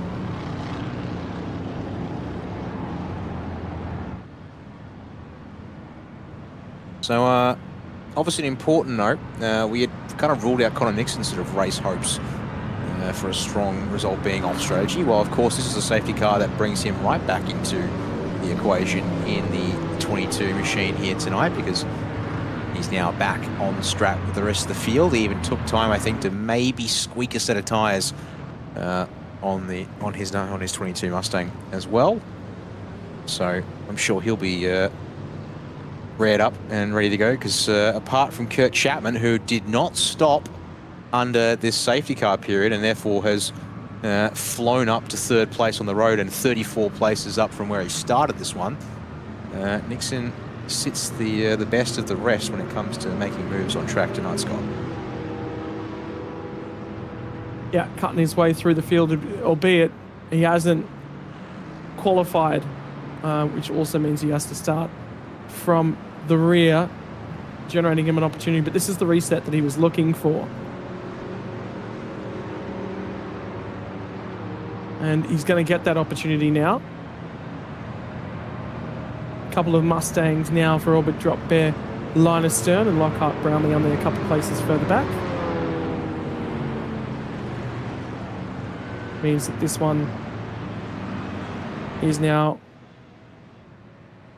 a potential for him to continue moving forwards. And again, he's shown that pace at points here tonight, whereby it's been quickest car in the server effectively. He's been matching Matt Bailey and Damon Woods at moments, and this was an opportunity to slap 4 fresh tyres at the Mustang as well, which means he'll be able to go quicker again. But again, track position will be an element. It's tough to come by here at Spa quite often.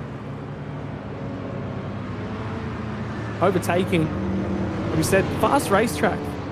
A lot of opportunity for drafting, but at the same time, it's also a lot of fast corners, and that dirty air really plays its part. It's a technical track at the best of times, and arguably we've got some pretty good times here. Just approaching 5:40 p.m. virtual time An air temperature of 21 Celsius converting to a track temperature of 26. There's some cloud cover, and you can actually see that track temperature coming down, although in these waves, as it's been since the start of the race. So for the drivers here tonight, this has probably been one where I reckon now you're looking to start building a bit more speed in terms of, you don't have to protect the car as much in the corners and try and find the absolute limits of what you've got underneath you.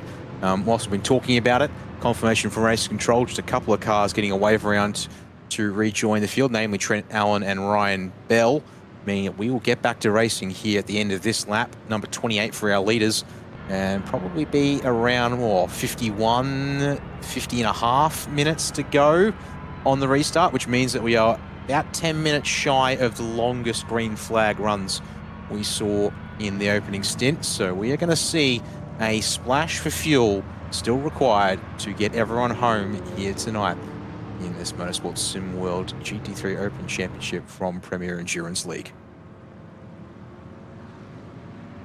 A lot of time still available to us, though, for things to go well, things to go poorly.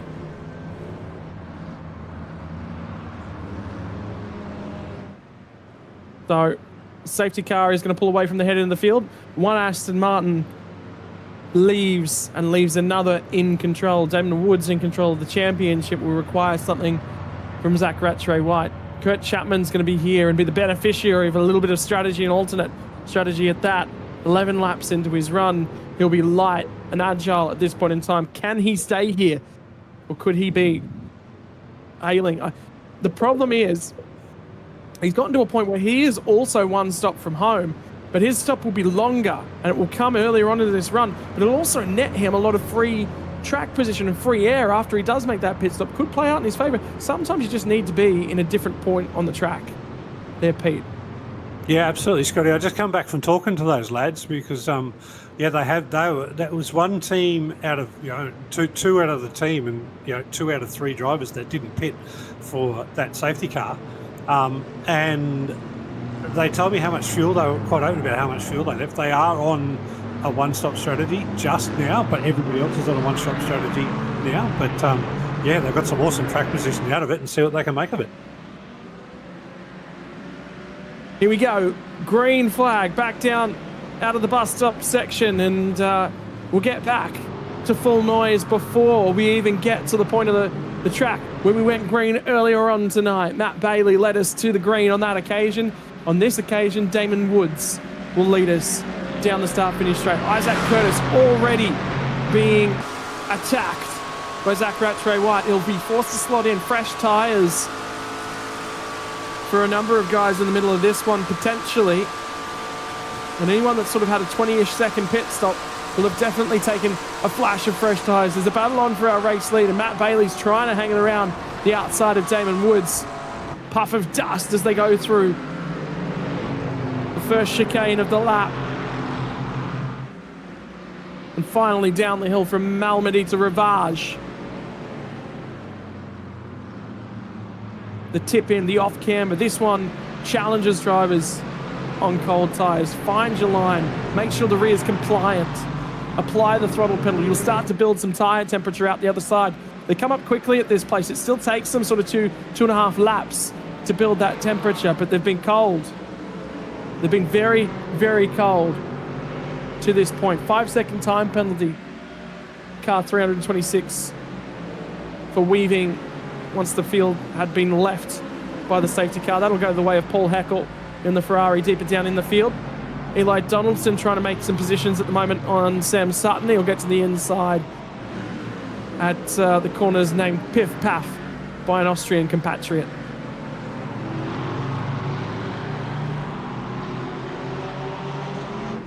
Rattray up to second place. Matt Bailey's dropping down the order. Matt Bailey stopped on the outside, on the back straightaway. Gets it going again though, and everyone's going to split around him there as he builds up speed to try and merge back into the flow on the approach to Blanchimont. Dawson decides discretion is the better part of Valour. There is now Chapman and Mackay going out for third place. Dawson's hesitation has meant Austin Airwood's going to take full attack into the bus stop chicane. Side by side for the Porsches behind Bailey. I think Oh, yeah, I'll go single file and sort that one out for now. So what happened to Matt Bailey here on the restart for the Simworld Mustang? Old tyres, I think, at Curva Frere. Wow. A challenge for the drivers across the bumps there.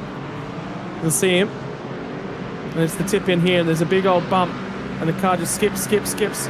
Little compliant, and then it just keeps coming around. He's done phenomenally well to that point.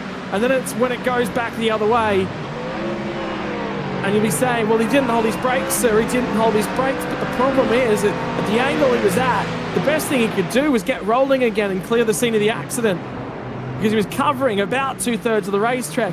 In the meantime, though, we're missing this battle between Kurt Chapman, who's trying to hang on around the outside of Dean Mackay. He's going to lean on him a fraction. Capel will line up and try and have a clack at him down into Ravage. Again, elbows being exchanged. They reach out, they touch each other. To the outside now is Lachlan Capel as they go through speakers. And it's going to be Connor Nixon who goes for the hole that closes last second as well. And Kurt Chapman, regardless of who's at fault in this one, the experiment has not worked. That was a nasty explosion of energy for Chapman's car. He's immediately on the radio about it to race control, no surprises there. But we're going to need another angle of this one. So Capel on the exit speed, so he's through. Then Nixon's right behind Capel, and it just looks like Chapman's car bounces off. Yeah, I'm gonna go look at this That's again. That's a poor angle for it. I think we're gonna have to get a hood angle from Nixon. I think it's the only one that's really going to tell the story. Yeah, I'm just having a look at myself from a sort of a non-broadcast shot, and it's going to go one of two ways. And Nixon's going for a gap that's still there, but at the same time, it's barely a car's width between Chapman and the white line. Nixon is committed to the exit, goes for the hole, but it's made contact with Chapman's right rear corner and then speared the AITX McLaren off to the left-hand side of the road. So the trouble being, if those were two real-world cars leaning on each other, it would have been a lean, and it would have been a panel scrape and a dust-up, and they both would have moved away from the scene of the crime. Unfortunately, the accident and the manner that it's kicked off in the sim world is not to that manner, and that's a sign of what we handle and what we have to deal with. And you'll be saying, but of course it's not simulated. That's not accurate to what will be happening. Well, at the end of the day, you have to have a damage model. It's reasonable. It covers things off most of the time. 25-second time penalty for car 22. I'll hold my comments on that one. But anyway, regardless, it's happened. And for now, that's what he's got to handle, and it's what he's got to deal with and move on with for a driver that's come from the rear of the field to be challenging for the front end of it. And you just wonder, for Kurt Chapman, there was an opportunity to abort the plan when he realised every other driver on the field was not on it. Pete? Oh, I disagree, Scotty. I disagree. I mean, it's a fair call to not pit under the safety car, but I guess what you've got to do is, if you're not quite at the speed, you then got to manage the cars that are a little bit faster and maybe give up a position or two to ultimately get a better result at the end of the race. So I disagree that he should have pulled out of anything. I think he had every right to race at the front of the track. He earned the track position by taking the gamble, by taking the risk. Everybody's only got one stop left to go, so it's all fair in terms of being able to be on the track there. But I think what he's probably done, he's probably fought drivers that he wasn't really racing, if you know what I mean. He still, even though he got all that track position, he still might have been racing the guys that are at about sort of P10 to 15, but he was up a bit higher. So, it's that sort of, I guess it's the second or third level of just race intelligence, just to sort of really understand, am I racing these guys? Yes, I'm in there, I'm on the track with them, but doesn't mean I'm racing them. Have I got the speed to manage them? Have I got the speed to keep up with them? If I haven't got the speed, where is the speed that I'm racing against, that I've got track position against, and then manage yourself with that. So I'm not sure that Kurt's done that, but look, all's fair to be up there, and it's kind of shame that now it's sort of been taken out of it, because that alternate strategy was going to give us something to look at for the end of the race.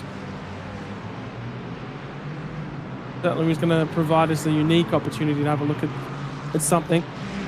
Hasn't worked out for Kurt Chapman, and now he finds himself back down towards the tail end of the field. In the meantime, Damon Woods has found 2.5 seconds over Zach Rattray White. Remember, Rattray White has a looming 10-second time penalty that is very much up for debate at a later juncture. Dean Mackay sits third on the road. At the moment, he's starting to come under assault from this next little pack. Matt Bailey's starting to crawl his way back through the field. Tristan McLaren has just had the Aston Martin of Jackson Dial placed down the inside over the crest of the hill.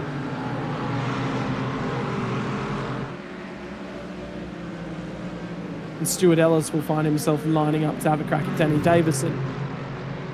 To be fair to Danny Davison, he's managed to make up some positions strategically. I do question, my question to him will be, I don't think he's necessarily taken tyres at that most recent pit stop. If he has, it might have only been lefts, it might have only been rears. It looks like he's ailing for a little bit of turn at the front of the race car, across the nose of Stuart Ellis. And Ellis's Mercedes looks pointy at the moment. And trying to chase just a fraction worth of the pace that's available to the Mercedes currently down.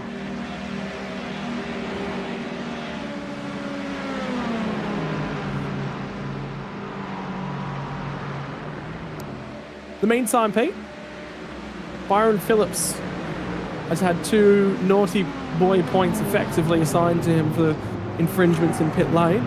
He's on the recovery effort.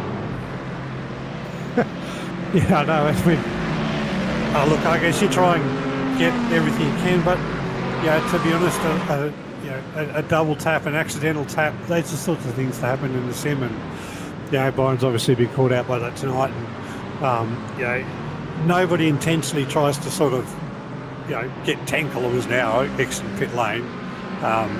It's nearly always like an accidental. You're ready to push, bang. Oh shit, I pushed it too early. But it's normally how these sorts of things happen. But if you do it, you're going to pay the penalty.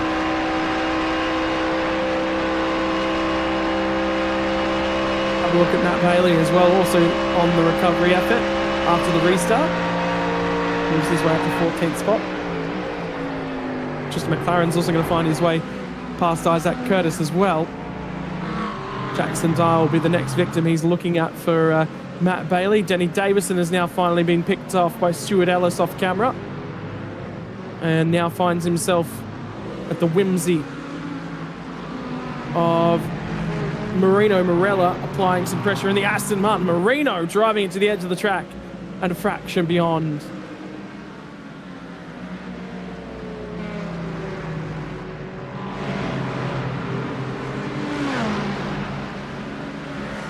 Camera no more for the pass here on the Motorsport Simworld replay. Looking like a pretty textbook move up the inside there, Scott. Bit of elbows up at the doors into Lecom, and then door open for Morella.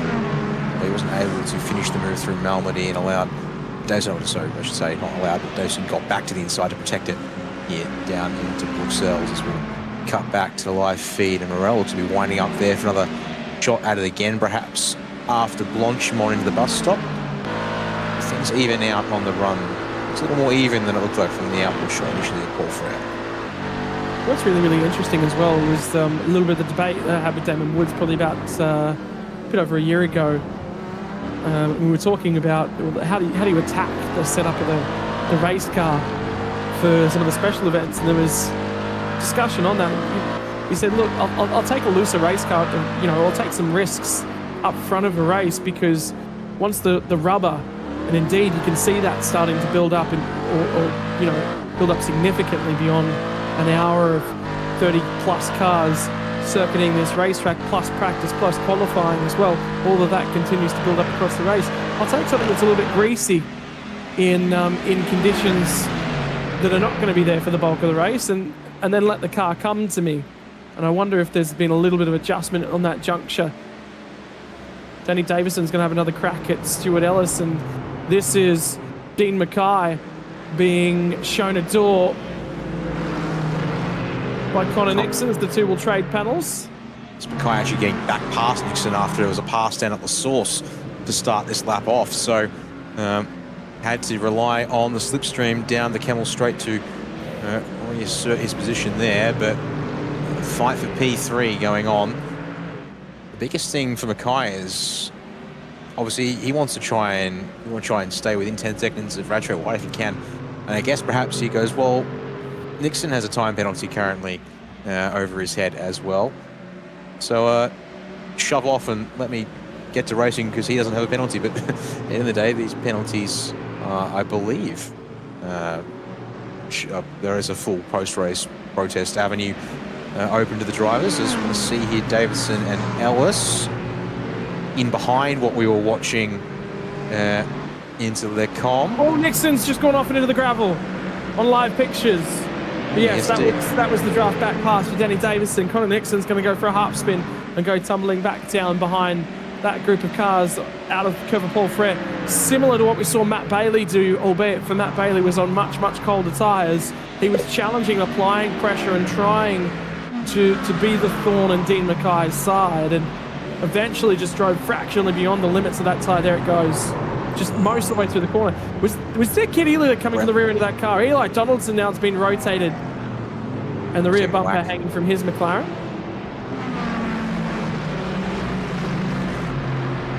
And there was the hint of gravel there on the circuit, Scott. I think it's a possibility at the touch of gravel that was on track. There was just enough of a loss of grip that it just pushed his car down. So let's have a look here at Donaldson. Oh. Touch on the bumper was Stuart Ellis there into the bus stop chicane. So Ellis has shedded the front bumper off the OPR Mercedes that we saw the replay shot there. Just looking to see if I can spot him. I think it's actually reattached. Ellis, as we watch Capel and Bass.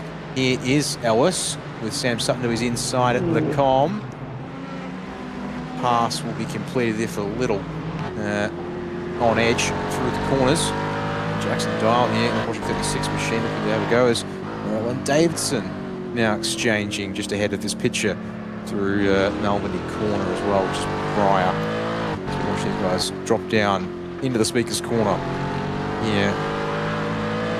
See, the tension ratcheting up a notch here as we're approaching, or as I said, you're in this window now. Anyone can pit and make it home on fuel. The question now just is, can take it probably to around the 15-minute mark, 10-minute mark remaining in this race. So probably going to look to obviously go long here to drop the fuel down to its very minimums. Unless your name's Eli Donaldson right now, who's got a McLaren that is trying to just wrestle itself away from him, and he's just reeling the thing. For now, positions being exchanged. Connor Nixon will be donated one by Lockhart, Brownlee and teammate. Well, donated's a bit of a stretch, because guess what happened to Brownlee? Had a snap on the exit of Paul Frere. Unlike Nixon, though, he's able to keep it within the white lines. As Donaldson now has Stephen Tongan to his outside through Blanchimont, touch. And again, as it comes to the bus stop, though, it's going to end a disaster for Tonkin. Oh, left side takes the whack. A heavy whack, and Donaldson's going to carry on with the bent rear end and the rejoin. And Byron Pierce would not be back here, except for the penalties they've had tonight, and that's put him in approximately the wrong location. And Stephen Tonkin's night will be done. He's called for a tow. Yeah, he has. So if this is a safety car, boys, everybody's going to pit, and then we're going to sprint to the end. I think at this point, everybody's thinking about pitting at the end of this lap. No, well, there'll be no safety car. We're beyond that critical limit.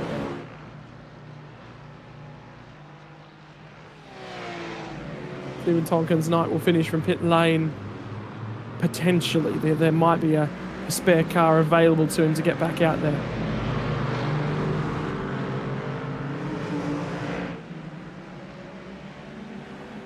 Been a tricky old night, boys. Car contact and everyone just refusing to give in. Stephen Tonkin has the backup car available to him. I wonder if Eli Donaldson will as well. The off-board replay. And they just... Neither of them really wanted to give, did they? Oh, it just looks worse, doesn't it? He was trying to get across the pit lane, but you need to check your relative when you do so.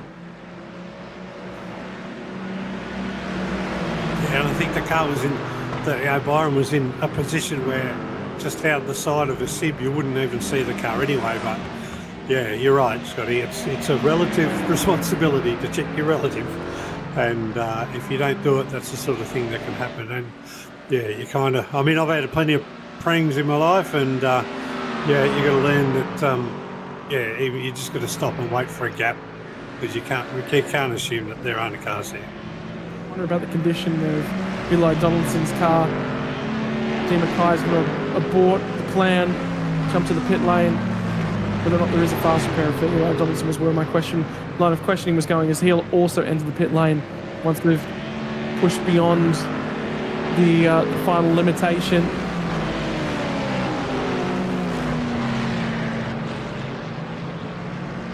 Of the fuel limit. We have entered that pit lane window to get home from here. Just why you're seeing these guys in terms of fast repairs available and used, the highest placed car that has burned a fast repair is that of Denny Davison. Patrick Redden's also burned one. Dawson, Dean Mackay's used his Aston Martin put back together significantly more than it was earlier on in the piece. Lachlan Cable, by the way, currently sits effective second, and Ethan Bass effective third, with a 10-second time penalty for Rattray White to come. Eli does have a fast repair that he can use, but a bit down on himself. He's putting the blame on himself for that incident. Yeah, a bit of self-awareness there in terms of what he did on the track. But so hopefully he can get back out there and get a safety car and get him back in the race. Fortunately, though, fellas, for Stephen Tonkin, looks like despite the fact that he got back on circuit, or he could get back on circuit if he chose to, has opted to retire the car at that point, having got back to the pit lane. So I don't understand this for Dean Mackay. What? So I'm gonna put this out to you to both of you. That was Dean Mackay looking for tyre temperature. Okay, that's great. Why not take them at the safety car? Looking at the pit stop numbers, he's either taken no tyres or 2 tyres. As Ellis through Wolfrey has a snap and a half in the OPR Mercedes. A lot of cars now. There's a tiny bit of gravel still distributed on outside the racing line, but I think a lot of our cars now showing they are a little prone to slip and slide. You'll get to the outside of Jackson Dial into the bus stop, but Dial commits to defending the inside with a slightly deeper braking application. And they're nearly losing the car at a low speeds rotation for Ellis. Okay, the Mercedes now looking like a bit more of a handful than we thought it might have looked like otherwise in this race. As Patrick Reed and Byron Pierce behind are both going to duck to the pit lane for their final stops of the race. I was trying to come up for an acronym for AMG, by the way, that ended up with Mercedes H3 tyres. There was nothing. I played around with that one for about 30 seconds or so before abandoning the effort, because I think the efforts are very visible from Stuart Ellis on the rear tyres. The licorice straps will tell the witness. Yeah, he's just tracked that fraction wide. There is a tiny bit of gravel left there, and I reckon we're talking about just that little loss of grip from the circuit is all the difference it makes from being under control and being at risk of out of control. Is Aidan Rankin, Trent Stapleton, Alan Dawson here at the Com, scrapping over 14th place. As our next decision for race control puts a 10-second penalty on Trent Stapleton, driving on the apron lap 35. Let me go and find that one. I think that's a curious one. So while you have a look at that, I just got a message from Steve Tonkin, and he was saying that after that second hit, his steering was like all out of whack, so he couldn't really drive. So that's why he's pulled out. And yeah, rather than sort of take the repair time, he's just sort of called a night tonight.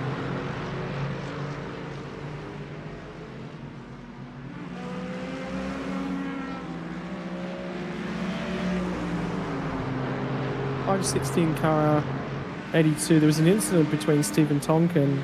That's Tonkin and Pierce after Okay. Tonkin. And Stapleton is actually with Aiden Rankin in the aftermath of what happened between Tonkin and Pierce.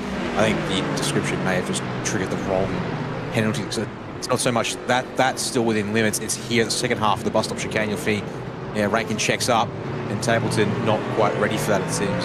Grabbed the left rear corner of Rankin's Lamborghini. So it might have been a case of causing incident. That needed to be described more than driving on apron there. But alas, it resolves the lap 35 penalties at this point in time. So we're back live. Sam Sutton trying to stay in P9, but Matt Bailey on the recovery in the Southern Sim Sports Mustang right on his gearbox.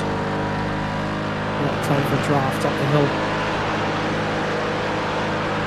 One of these two cars has some turbocharge attached to it. One of these cars does not. At the moment, it's the one without, the naturally aspirated Mustang. Will run around the outside. Sutton does not make that one too difficult. He'll be looking for a little bit of drafting support to drag him back up to that next group, you would assume. Pit stop starting to sort of tick through for a fair chunk of the field.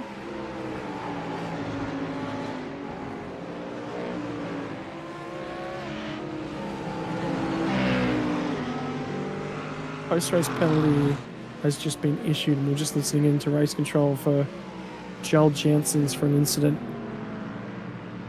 on lap 35 as well. So it all sort of exploded on lap 35 in a multitude of different areas. Entering the bus stop chicane with Jordan Pianazzola. No, sorry, it's in the middle of the bus stop chicane. After Tonkin and Pierce, that's all, it all cleared up and settled. And it's an interesting case. Janssen has turned down on Pianazzola in the second half of the chicane. He's spun himself in the process. Pianazzola appears to have walked away okay from that one. And the penalty is still being handed down to 282. Which has come out of his final pit stop as well for the race.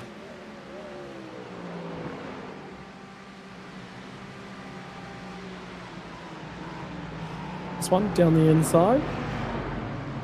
Project 36 Ferrari effectively squeezing the other car off the road. And he's been penalised for that after losing out, but losing out on the track there. Trent Allen, if I'm not mistaken, yes, in the 27 AITX Revolution E-Racing Mustang. That is, not quite 4 tyres, maybe 2, but only a lap into his final stint of the race and a handful down through Brooksdale corner. It's Danny Davidson, the next driver on Matt Bailey's target list, as we're going to show you here. Pace drop off for Danny Davidson, whilst Bailey's pace looking pretty rock solid there, Scott.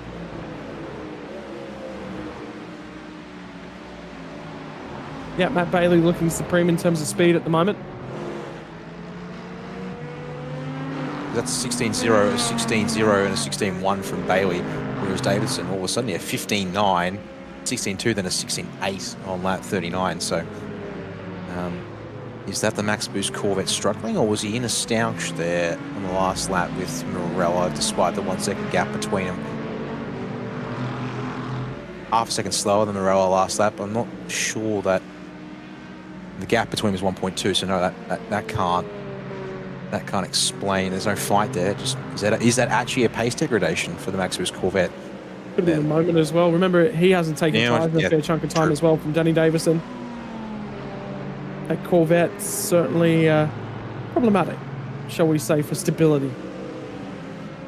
I think I'm best placed in this box to talk about the performance attributes of the Corvette.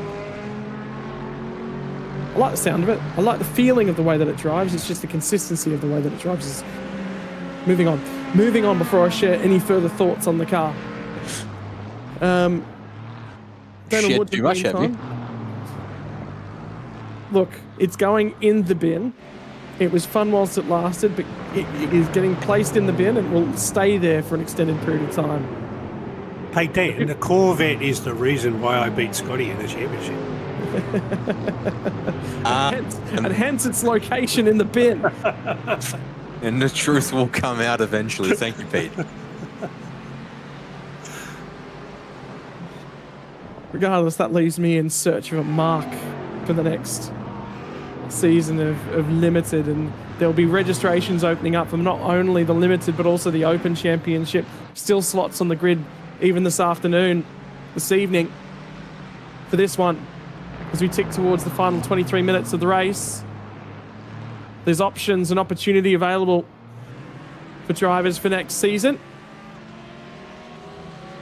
and there's Motorsport Simworld Open Series.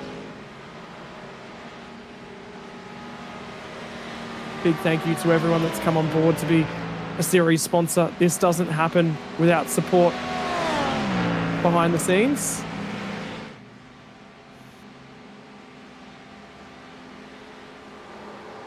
And of that, you can be confident that we're moving forward into the future. Ricky and Leith behind the scenes have taken over as well. Leith stepped up in the recent past to continue GT3 racing and be that sidekick that Ricky needs, because when Ricky's annoyed and Ricky's frustrated, somebody's got to be there to listen to. It can't always be his partner. And as well, we thank Dash Off-Road for their support of the Limited Series as well. A race leader driving on board, by the way, the Motorsport Simworld Aston Martin, available as a coach. We were discussing whether or not he needs himself a hair product sponsor, Damon Woods. I think he's getting used to having a camera pointed at him and becoming a little bit of a personality. Media. Lovely locks of black-brown hair.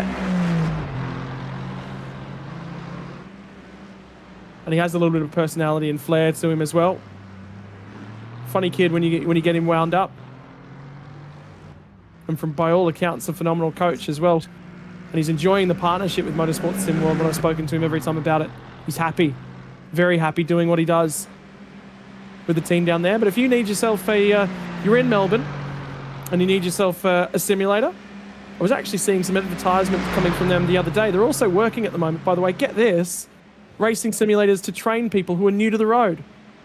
This is what the next evolution of simulators really is, and this is what they should be used for, is creating safer roads for us all in the future by training drivers in a no-risk environment, really.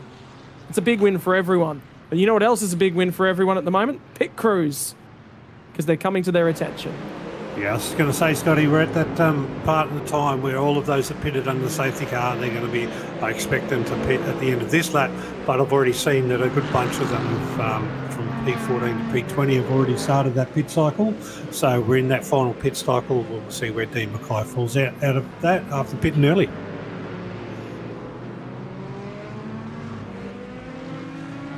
Davidson's pace stabilised. That He's there off the slow road, was Ryan Bell. Ryan Bell.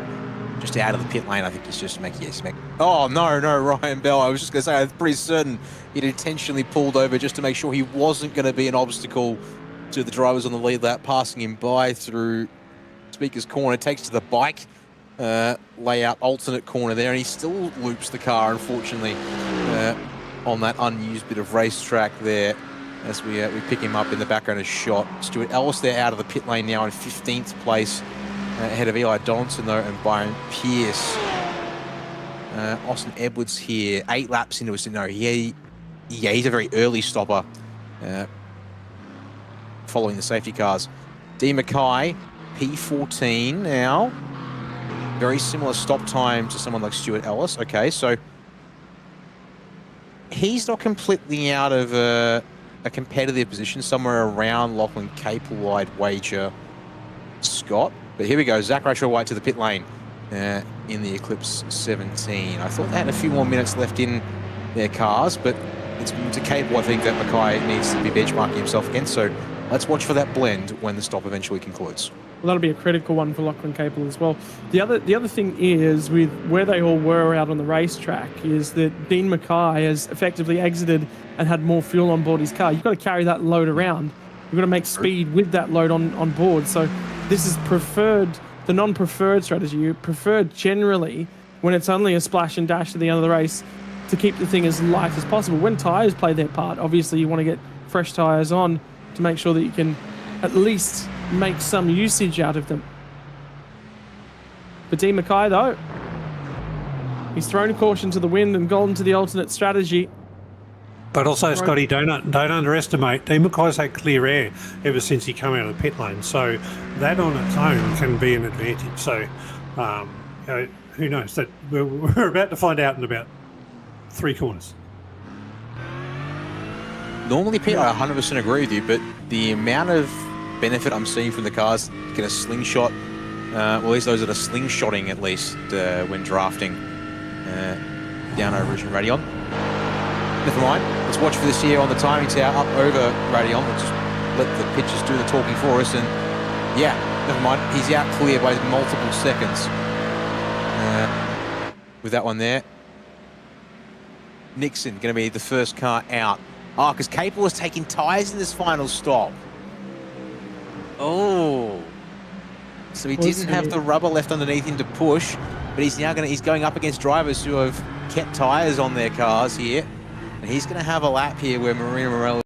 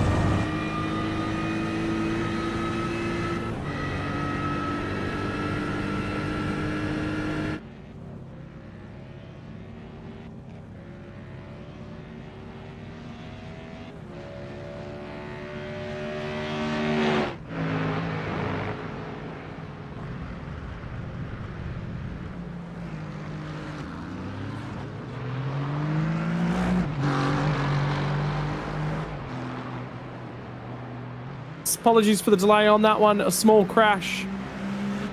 And we are back.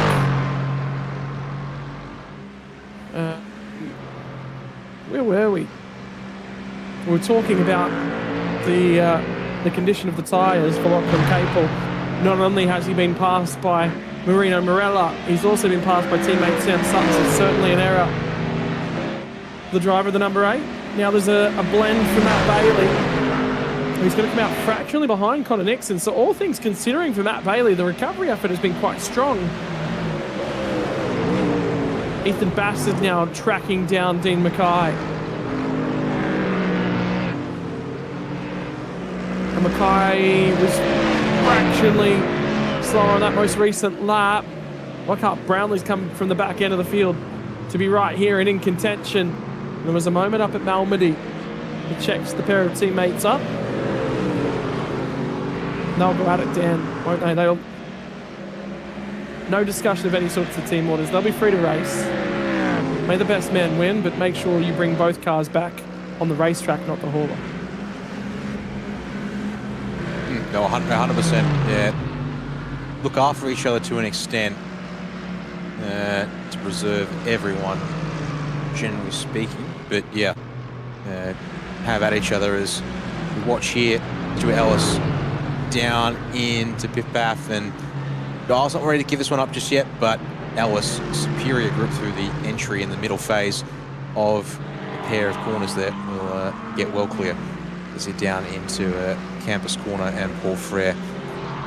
Draft might give Dial a run back by the time we get to the bus stop, but he's already pulled a car length as Ellis initially off the turns, so wait for this to come to its conclusion, at least on this 44th lap of the race, which is a small conclusion in the greater scheme of things here tonight. Still another 13.5 minutes left to sort it out, and this time round it will indeed be Ellis who still leads across the timing line here. Between these two anyways, for 11th place.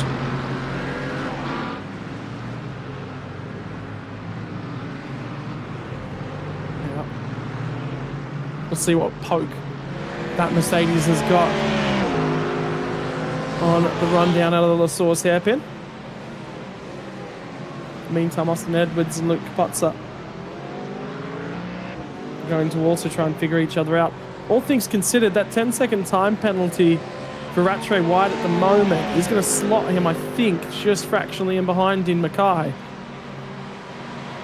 which is just the way that race has transitioned. Ethan Bass is going to get back down the inside for Jackson Dial as he got a massive tow down the Kemmel Straights. We were talking about the poke between the two V8 engines. Dean Mackay. The problem for Dean Mackay is right now the penalty for Zach Rattray White, well, he's about 8.7, 8.8 seconds behind Rattray White with that 10-second time penalty. Ethan Bass is just fractionally beyond that right now. So realistically, that is going to be a reversing of positions between Dean Mackay and Rattray White, which is, I guess, at the end of the day, the aim to try and do is to make sure that those positions are recreated. It's tough with damage as well, because damage to a car can change the element of a race in ways that can be completely and utterly unforeseen. It did change the position of those two cars on the racetrack. If the penalty will end up reversing those two at the end of the day, regardless of what happens, perhaps that is the correct outcome.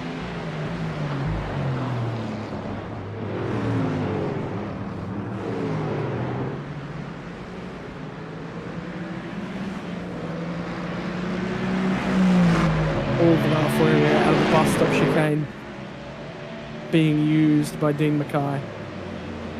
Not attempting to square that exit off and stay away from the curbing. Car round, Stuart Ellis.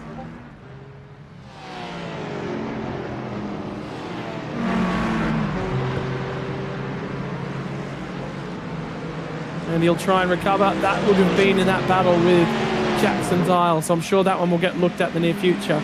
But actually, well, the other option is it could be those new tyres continuing to ail away off the tail end of that Mercedes. He's done well to this point in time. The swingy nature of that car has certainly not been aiding him. Brown on Bass. And I guess picking your cars around with La Source hairpin, Ben Jeffrey, Paul Heckel, and Adam Jepson have just gotten together, and that was I think Adam Jepson is going to, yes, have a bit to say in the aftermath of that one there. Let's quickly look here at Ellis first of all. And oh yeah, unfortunately that Merc, a handful again at low speed. This time too much to ask. Oh, what's going on? That's the aftermath of Jepson's car. You'll need to rewind just to turn one, Mr. Kennedy, and unfortunately watch Jepson make one heck of a mistake at the braking marker, which is, yeah, he's going to bypass the TriStar Ferrari of Heckel and actually clean up his own teammate Ben Jeffrey at the apex. Heckel then a second victim of Jeffrey's out-of-control car. Nearly played snooker with the pair of them, didn't he? He could have both been gravel and around. I think that's a pretty dang solid job if we were scoring on a target impact. Two cars, La Source corner pocket. What are they worth? One of them's green. Yeah, I was going to say the colours aren't quite. Oh, actually, what could they be? You know what? Saw that one out in the meantime because Matt Bailey now wants P6 off Connor Nixon, which he would get at the end of the race with the time penalties as they stand. Nevertheless, Bailey being the best Mustang of the field for the most part of this race, he's just still needing to try and recover it back to reflect that situation on the circuit. As they come off the source, I kind of expect Bailey here Nixon's got no draft assistance from Lockhart Brownlee in front, so I would expect for Bailey to wind up here with the slipstream and be able to slingshot by Spain. Look at it there, you hit the top of Ratty on Scott, and the slipstream just in full effect now as we get onto the Kendall proper. He has to go to the outside though, as Nixon defends, and he's had to pop out so early that he's not going to get a clean overshoot into Lacombe. It's going to be side by side between the two. Neither driver backing down here. As we get to Malmedy, leaning on each other still. Outside wins the day for Bailey. Not quite. But, oh, eventually. And leaning on each other all the way to the crest of the hill at Malmedy, finally getting the tail lights of one Ford Mustang clear ahead of the headlights of the other. Zach Rattray White still trying to clear that 10-second time metric to Dean Mackay. Well, Mackay has actually been taking time, fractioning back out of him, then losing a little bit. We're lurking around just over a second worth of margin left in hand. For Dean Mackay at the moment, he would have to lose 7 minutes and 25 seconds on the clock. There's 4 more laps in which for Rattray White to try and do it. He's got to pump in high 2-minute 15s to have a chance, because that's sort of what Matt Bailey's Mackay's pace was indicating there on the 3-lap comparison. The battles of field, Danny Davidson, Byron Pierce, the 13th place, and they've got Eli Donaldson just in front, so this is the 3-way fight, which could eventuate. And based on last lap pace, Danny Davidson and Pierce massively quicker than the McLaren in front.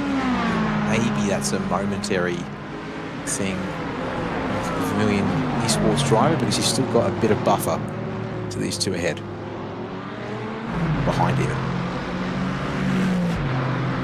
The recovery effort's actually been quite strong. Kenny Davison tyres have not managed to hang on towards the tail end of the race, and he continues to ail late in the piece on this one.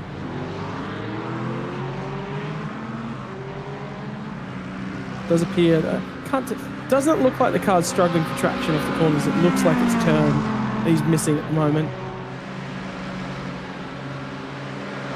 Then again, if he has taken those 2 tyres, you might have suggested they're down.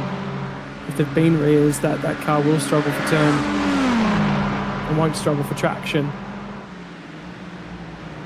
Could be an explanation that we're looking for.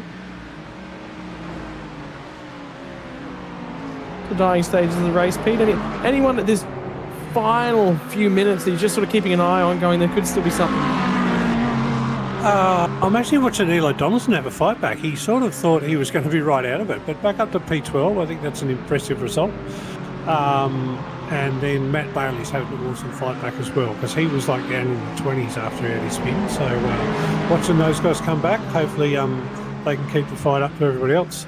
I don't think Dean's got anything for Zach or Damon, so I think the front is sort of pretty settled, but there's a couple of things there going on in the background, and some guys that who've had some incidents and have fought back. So I know well and truly how that feels like, so I know what they're going to feel like at the end of the race. Well, I can tell you that Ethan Bass has now well and truly dropped beyond the 10 seconds back from Rattray White number that might be relevant to the race at large. Lockhart Brownlee's driven all the way up to his teammate's gearbox, and he'll sit there to the end of the race. These 3 cars continue to their fight.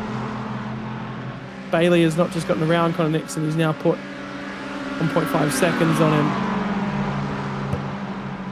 as well. So Mario Morella perhaps trending towards Nixon at the tail end of this one, I just wonder. The feeling might be.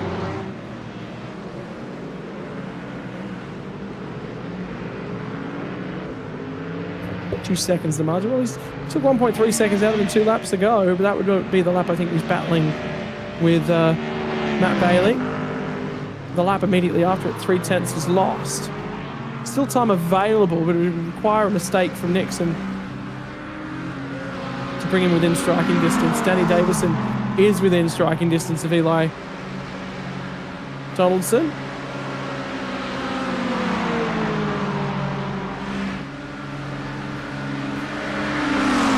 down the camel for these guys. The Corvette is just trying to punch its way through British and German flying wedges. Sorry, British and American flying wedges. My apologies. Most of the other marks in the field, German. Oh. Massive moment for Eli Donaldson. You were just saying, Pete, he's on the recovery effort now. He looks as if he might just be a fraction on struggle street. Yeah, a little bit loose there coming out of the corner, but look, can't see he's not giving it a go. So, I mean, have a look who he's fighting, right? So, yeah, Byron has been right up the front anyway, so he's sort of got a bit of pressure there.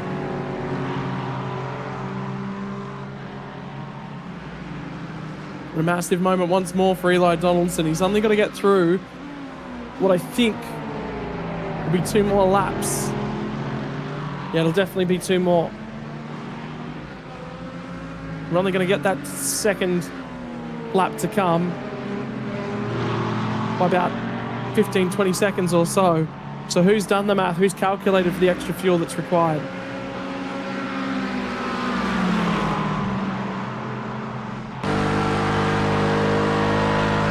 Could still be a car dive off and into pit lane yet before the end of this one. Who's only got fuel for 1 more lap? Byron Pierce is now going to have a stab at Eli Donaldson down into the braking zone of the bus stop there, Dean. Neat and tidy there for Pierce in the Eclipse Aston on that occasion there. You know, I mean, it's always a risk. You're not wrong, Scott, but I would hope many of these drivers that between fuel calculators, whether it's the iRacing calculator or others they have access to, oh, I spoke too soon.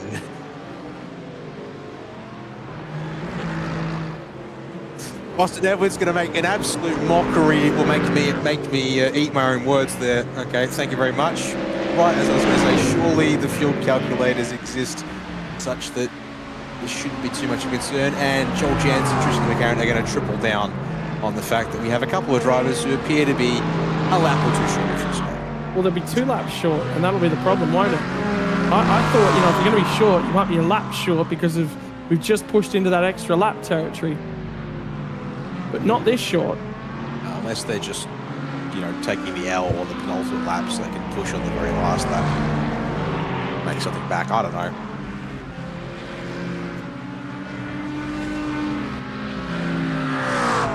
For now, the 2nd to final time down through the run through Puon for this little battle group, and Donaldson tyres have just abandoned him at the tail end of the race. For Damon Woods, though, he's on a run through to the bus stop chicane. He'll have 7 kilometres to enjoy the circuit de Spa-Francorchamps. He'll have 7 kilometres to enjoy the taste of a championship that is once again coming his way. The defending champion from the back end of 2025. A series that bears his driving sponsor. A series that bears the title comes from the business that he gets the opportunity to work at. And for a man that represents us at an international level to such a high standard. He's been through the ringer in terms of racing in Australia. The last 18 or so months, he stepped up to another level to challenge the V8 supercar. And in this series, it'll be all 8 cylinders of an Aston Martin Vantage that started the season as a car that was looking one of the best. It's trailed off towards the back end of the season to be a car that is not working in its best mind. There is a car parked up at the Lacombe chicane for the final time. It was the Ferrari that we saw rejoin in behind champion-elect Damon Woods of Joel Jansen's, who after rejoining from pit lane, I think might have grabbed cold tyres as well for the final circuit. No one else has been required to jump to pit lane. They've all got their fuel calculations correct. At the moment, Dean Mackay is going to get home ahead of Zach Rattray White in the timing book by about a second or so. Although Joel Jansen's is right where he is on track, so traffic is still to play a part in the final lap of this one. But for Damon Woods, he will turn and run towards Blanchimont. Over 6 rounds of this calendar. Over 12 hours worth of racing. A score of points that none other has been able to challenge for and surpass. The Aston Martin will stand on its anchors for the final time in 2026 Part A, and Damon Woods will emerge from the final corner to reclaim and go back-to-back in Premier Endurance League Open. To the line here for Zach Rattray-White. Personal best of the race, apparently, which seemed to be 15s. Maybe he was a little cheeky with him. But the gap to Dean Mackay across the line is going to be in the order of about 8.5 seconds. So as it stands, Mackay up to second, Rattray-White back to third, then Ethan Baslock, Bradley Matt Bailey, they're all nose to tail across the line as we watch our last couple of battles finish the race off here, Scott. There was a Lamborghini. Tristan McLaren also ran out of fuel. He dropped to pit lane on the final lap of the race. And Danny Davison's out of fuel. He dropped to 14th at the tail end of that one. Just barely coughed, spluttered and died across the line. These guys a little bit further down. Trent Allen and Isaac Curtis are they bump drafting, or is one of those 2 cars out of fuel? You know, one of those 2 cars is out of fuel.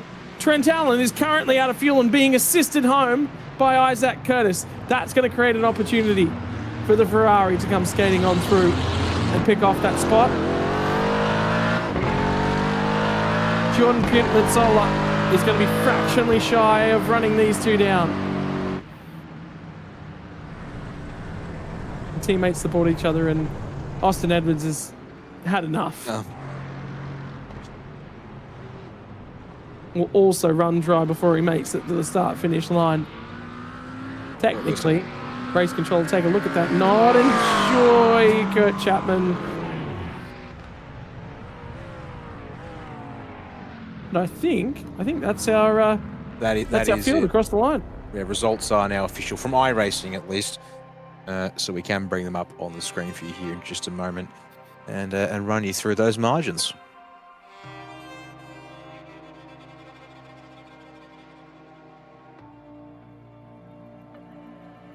Very well, I'll take care of it. Apologies there, folks. Scott's just going to take a moment to catch his breath for maybe one last interview here tonight. But 9.4 seconds the margin for Damon Woods in confirming the championship in this season of the Motorsport Simworld GT3 Open Series of Premier Endurance League. As we said, though, that 10-second penalty as it currently stands pushes Dean Mackay up to second place. Zach Rattray-White will drop down in behind him for third. Ethan Baslock up roundly to round the top 5 and make it 3 Astons, followed by 2 Ford Mustangs for the Logitech G ODBM pair. They're hunted down by Matt Bailey towards the finish, but unable to quite get a move done. They'll have to settle for a P6 finish after putting the car, that Summit Simsports Mustang, on pole here tonight. Connor Nixon, 7th across the line, but don't forget he had one of the larger outstanding penalties here tonight. As things stand, that'll see him plummet down the order out of the top 10.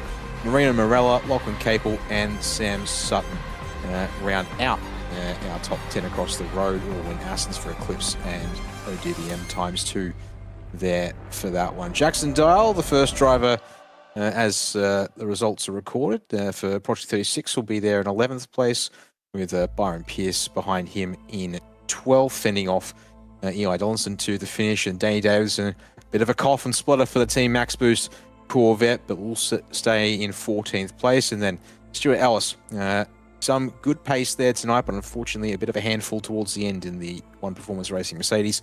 Will have to settle for 15th place at the line. Luke Capozza up to P16 tonight in the number 4 machine. Alan Dawson behind him for Right Sim Racing, just half a second clear of Trent Stapleton in the Pro Dive, first of the Pro Dive Racing Mustangs there tonight. And then we've got Patrick Ridden, 19th place, the second Pro Dive Racing entry here, about 10 seconds back, and Aidan Rankin a second behind him to round out the 20. Last cars in the lead lap go through to 28th in the form of Ben Jeffrey. Paul Heckel, Trent Allen and Isaac Curtis there, the RTX Evolution e-racing duo we saw with the push to the line. Jordan Pianazola for 1169 works, and Adam Jepson and Austin Edwards, along with Kurt Chapman to round out, as I said, your lead lap finishes with a 1 minute 43 field spread there.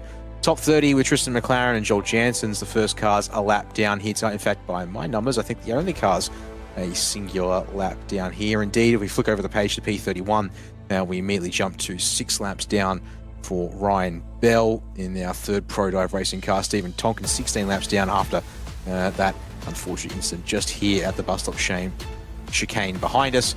That car turned into a bit of a mess.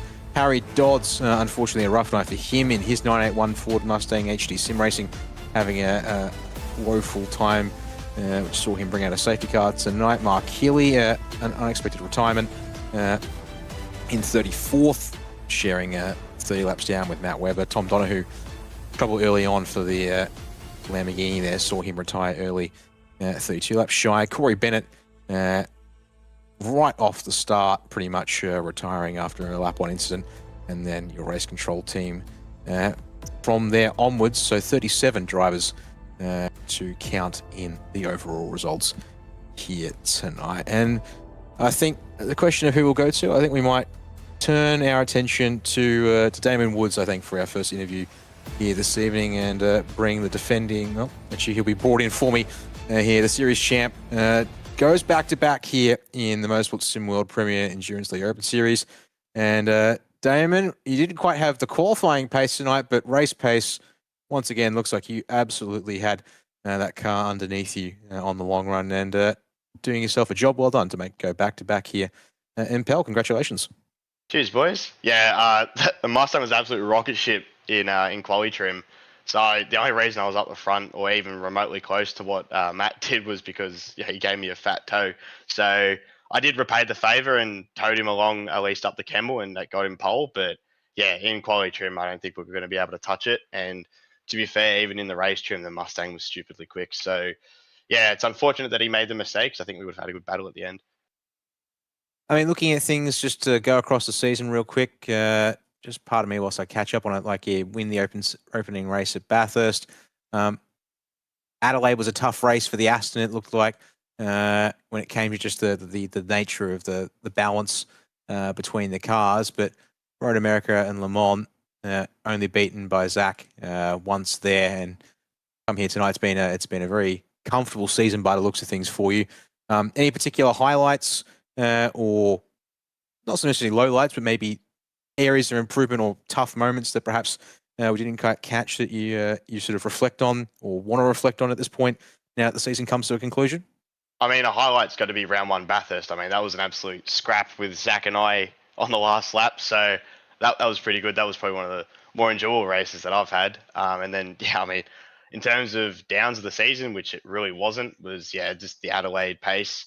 I mean, we maximised what we could out of the car. It was just very, very slow, especially in the staircase section. We just couldn't get a run with how the turbo spools up. So it was a bit rough there, but so we maximised what we could. And then we knew for the rest of the season we were going to have pretty good pace. So it's all about maximising the setup, and we seemed to do that every round, which was good, and it made it enjoyable to compete in. Yeah, it looked like it was a strong car just about every time you put it out on track. So certainly nothing to complain about there at all. I guess tonight, looking like it was pretty straightforward affair. The safety car coming in there near the halfway mark, obviously throwing a bit of a curveball in the strategy plans. But it still, I guess, it turned the race from a 2-stopper to a 3-stopper based on the way you guys stretched the fuel in the first stint. A couple of drivers back of the field were tight, though, were on fuel. Did that any concerns for you guys up front? Well, I saw Dean was consistently a second and a half off after the first pit stop, so I started to get a little bit concerned that he was going to be able to save a pit stop, and on a track like this with such a long pit lane, that is super crucial. So I was a little worried there, but then the safety car came out and it kind of neutralized everyone's fuel, which worked for me. I was afraid that I was going to get caught behind the safety car because they called it as I'd gone past pit entry. So, but it worked out fine, and we managed the strategy as we needed to, especially with tires. Now that iRacing's got different rule sets, and we stuck to our plan with our tire selection throughout the race, and it paid off. Well, yeah, 2 seasons back to back. You now have that championship secured. We don't. At least I don't have details on what will be coming next from the PEL administrators, but we're expecting there might be some form of another Open Series championship for the second half of the year. Should that eventuate as we sort of believe, can we expect a number one on your door back out on track in this series once again? I mean, there's every chance. It depends on how my schedule lines up towards the end of the year. I think we might get a little bit busy with some real world things. So we'll see how that plays, but there's every chance, I'll be back on the grid for the next season. Well, then watch this space, folks, as soon as you hear from the administrators, and hopefully then get a chance to see this man back out on track doing what he does best. The floor is yours, Damon. Anyone you want to give thanks to for both the win and the season championship secured here tonight? Big thanks to Motorsport Simworld for hopping on board with myself, and then also for the series. It was really good to have them represented. So yeah, huge thanks to them. Also the PL crew with Rick and Leith for putting on a fantastic event. And of course, you guys in the comms box for always putting on a good show. So cheers, boys. Oh, glad to hear it, Damon. Pete, actually, before I let Damon go, any quick words you wanted to throw in whilst we've got you in the box? Nothing more than congratulations. That was an outstanding season. It was good to see Zach sort of take it up to you at stages, but you held off mostly. So well done. Great drive. Cheers. Have a good one. Cheers. Our final race winner, season champion Damon Woods, joining us there for our first interview tonight. We'll bring in, as the results are currently going to stand, which is Dean Mackay, third on the road, but second after penalties are currently applied. Dean, a strong night for you tonight. Had to work a little bit hard for their points. How did you feel about the race, sort of, I guess, overall for us here? First half was pretty good. Everything was under control. Second half, things threw a spanner in the works because of the safety car. I was fuel saving for 18 laps there on the second stint, and I would have made it without the splash and dash at the end. So if there was no safety car, I was looking very promising result for me, but unfortunately there was one. So yeah, had to fight a bit in the second half of the race. Yeah, indeed. I mean, looking at it there, you guys at the front who were able to stretch out that opening tank of fuel, and the fact that we saw drivers come in early and they looked like they were setting themselves up for a 3-stopper. You guys, though, running long, you were in a place for a 2-stop. But yeah, how much was the fuel save? Did the fuel save cost you a ton of pace, or was it, again, GT car and the rhythm you can build over a stint really allow you to sort of get a good flow going that gets a lot of speed out of the car, despite perhaps trying to save a bit of fuel? Yeah, if you're saving for 17, which is what most people are doing, you get into a pretty good rhythm. Not too much pace lost. But I was going for the 18, and you have to save very significantly, a lot of lift and coasting. So I got passed by Stewart and someone else. I forgot who did. Right before the safety car was called, because I was just fuel saving. So, but can you do? Yeah, fair point there indeed. And there was obviously the other part where racing with Zach Ratcho White earlier on in the race, your rear bumper came off, which was a little unexpected to us. How much did that affect the car before you got it back in the pit lane there? Was my rear bumper fully off? It completely had ripped off the car in that little contact on the Camel Straight for us, yes. I did not realize that. Yeah, I knew there was contact. I didn't really think much of it because it was like a 0-1X or something. Then I go through Puon and I'm like, fuck me, rear is a bit loose. So yeah, called it in, and yeah, penalty for it. So that worked out nicely for me. Yes, it certainly did indeed. So with that one there, forgive me for not being 100% over the results for the season for you there, but if I'm not mistaken, that should put you in and around. Part of it, so I can get the points up. Came into tonight down in 8th place, so probably looking at yeah, threatening. Could still threaten a top 5 potentially here. Maybe around 5th or 6th for the season here. Any positives from that one there, or things you'd like to sort of, I guess, take away as improvements? Um, yeah, I think overall I have pretty good pace. But just get caught up in some incidents throughout some of the races throughout the season, and overall things just didn't go my way some races. But moving forward, I think the lesson learned is not to pick the Aston, because I don't really like it. I don't think many people do either. Okay, Fair so point. that's Yeah, an divisive interesting car, yeah. point. Yeah, it's 1-2-3 tonight, and it's 1-2 in the championship. So it is a bit of a divisive car. Dean, I was really interested in your call to do an early stop for your last stop. Talk us through that. Yeah, for sure. So because of my gamble with the safety car fuel saving, during the pit stop for the safety car, a lot of people took 4 tires. Well, I only took the left hands, and afterwards I was pretty down on pace, and I was getting pressured a lot by the guys behind. So instead of letting my tires just keep going and going, I decided to pit a bit earlier for some new right-hand tires. And afterwards, my pace was a lot better. I was able to pull away. Okay, certainly we didn't pick that one. I'll tell you what. But no, congratulations, mate. It was a hell of a fight, and to get back into P3 on track, P2 after penalties. Great drive. Well done. Thank you, mate. And yeah, just before I let you go, Dean, indeed, yeah, my thanks to you. Well, congrats to you, and any shout outs or thanks you want to give. Oh, we've got you here tonight.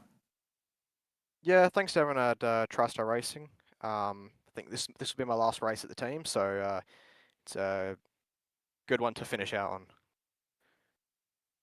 Well, there we are. Thank you very much for joining us here, Dean Mackay, second place as the results are currently classified by Hell, and joining us here for that chat to talk about tonight's racing. And one final driver to speak to here now will be Zach Ratchway White, who's currently going to be classified 3rd place in tonight's race. Unfortunately, Zach, also the championship situation, not able to run with Damon tonight, but nevertheless, it's been a strong season for yourself and for your whole team at Eclipse. I guess I want to, if you mind me asking about the penalty, obviously controversial, probably a word that comes to mind when we bring it up.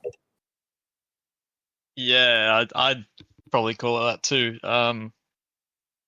Yeah, I mean, looking at the replay, there's about a foot to the right of where his car was, and then by the time we made contact, he was about a meter to the left. So, not sure how that's my fault, considering he moved over on me. But stewards have the final say. So, yeah, I'm still glad we got the podium. So, had the pace to get the job done.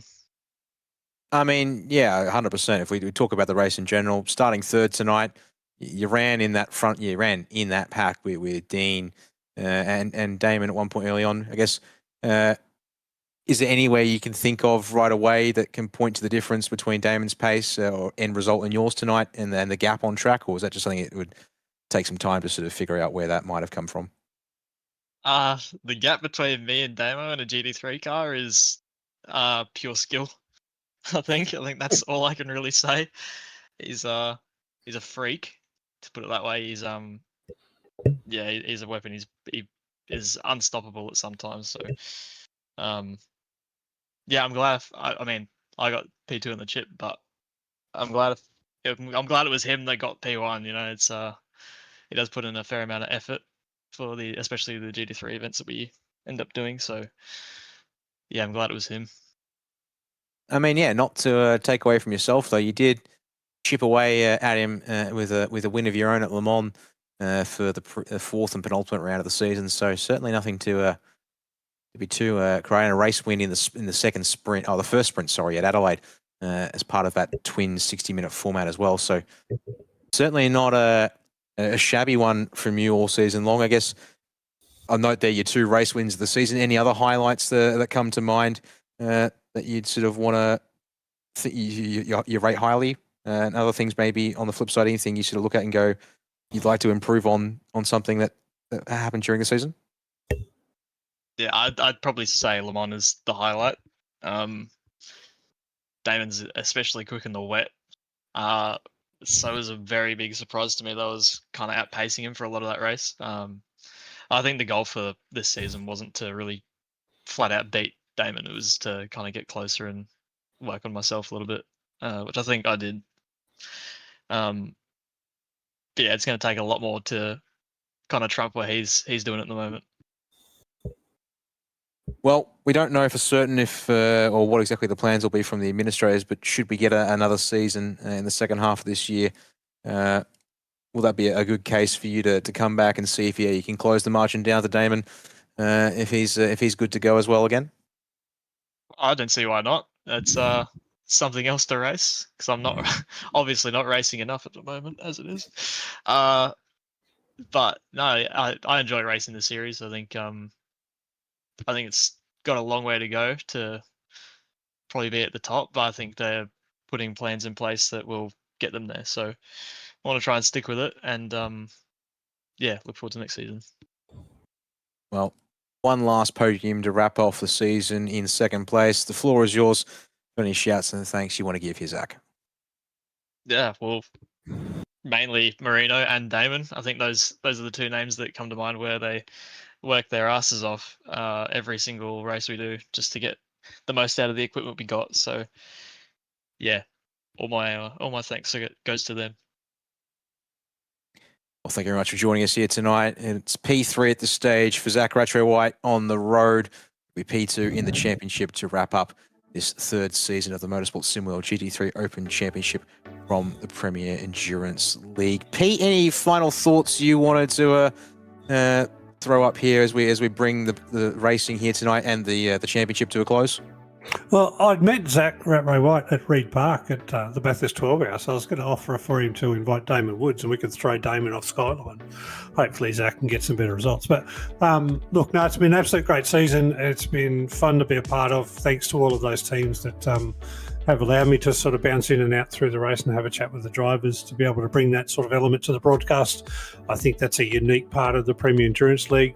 For those teams that don't allow that, well, I think they're missing out on something that we can bring in, extra things to the broadcast. But no, great. It's been it's fun working with Scotty as always, and Dan when you've been here as always, and thanks to the guys in the back there like Jay and Hamish who come and cover the broadcast. So it's just a pleasure to be part of Premier Endurance League. Fabulous time. It's the end of a season, and I guess we look forward to the second half of the year and what comes next. Yeah, indeed. Well, yeah, whilst my my participation in the series has been spotty, I was gonna plan to drive. I think I drove one race out of the four I was ran out of the four I was hoping to get on the board, whether it be my life or chipping out here indeed in the broadcast booth, mixing things up there indeed. But good to be part of once again. Congrats to Damon, Dean, Zach for the race podium, and of course Damon, Zach, and I think it was Marino, third place in the series standing coming into tonight, which I think shouldn't be too different. Byron Pierce, was third in the season. Marino might pip him as a result of where they finished tonight. But well done to all the drivers who raced here in this season, the first half of the year. We look forward to finding out what's next from the Premier Endurance League and all the supporters of the series. Motorsport Simworld, the title sponsor, along with Kiwi Graphics and Suit Speed for the Open Championship and Dash Off-Road, with major support for the Open Series as well. On behalf of us here in the commentary box, Pete Baxter, our pit lane commentator, and Scott Rankin alongside us, who's just had to press pause on the microphone. My name has been Danny Yaman. Thank you all for joining us here tonight. Jay Kennedy on production for us as well, of course. Thank you all for joining us, whether it's been tonight or all season long here with the Premier Endurance League. And until the next time Pell hits the road, we'll hopefully take care of yourselves, and then we'll be back, hopefully, with good news for a fourth season of this GT3 Open Championship. Until then, whenever it may be, have yourselves a great time, and we'll see you around soon, I'm sure, on SimSpeed TV.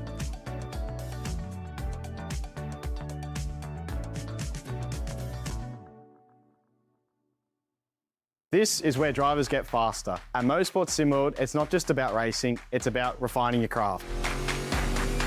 Casual sessions with your mates to competitive leagues and unforgettable corporate events, plus coaching that helps you find time where it matters. Train smarter, drive better at Motorsport Simworld.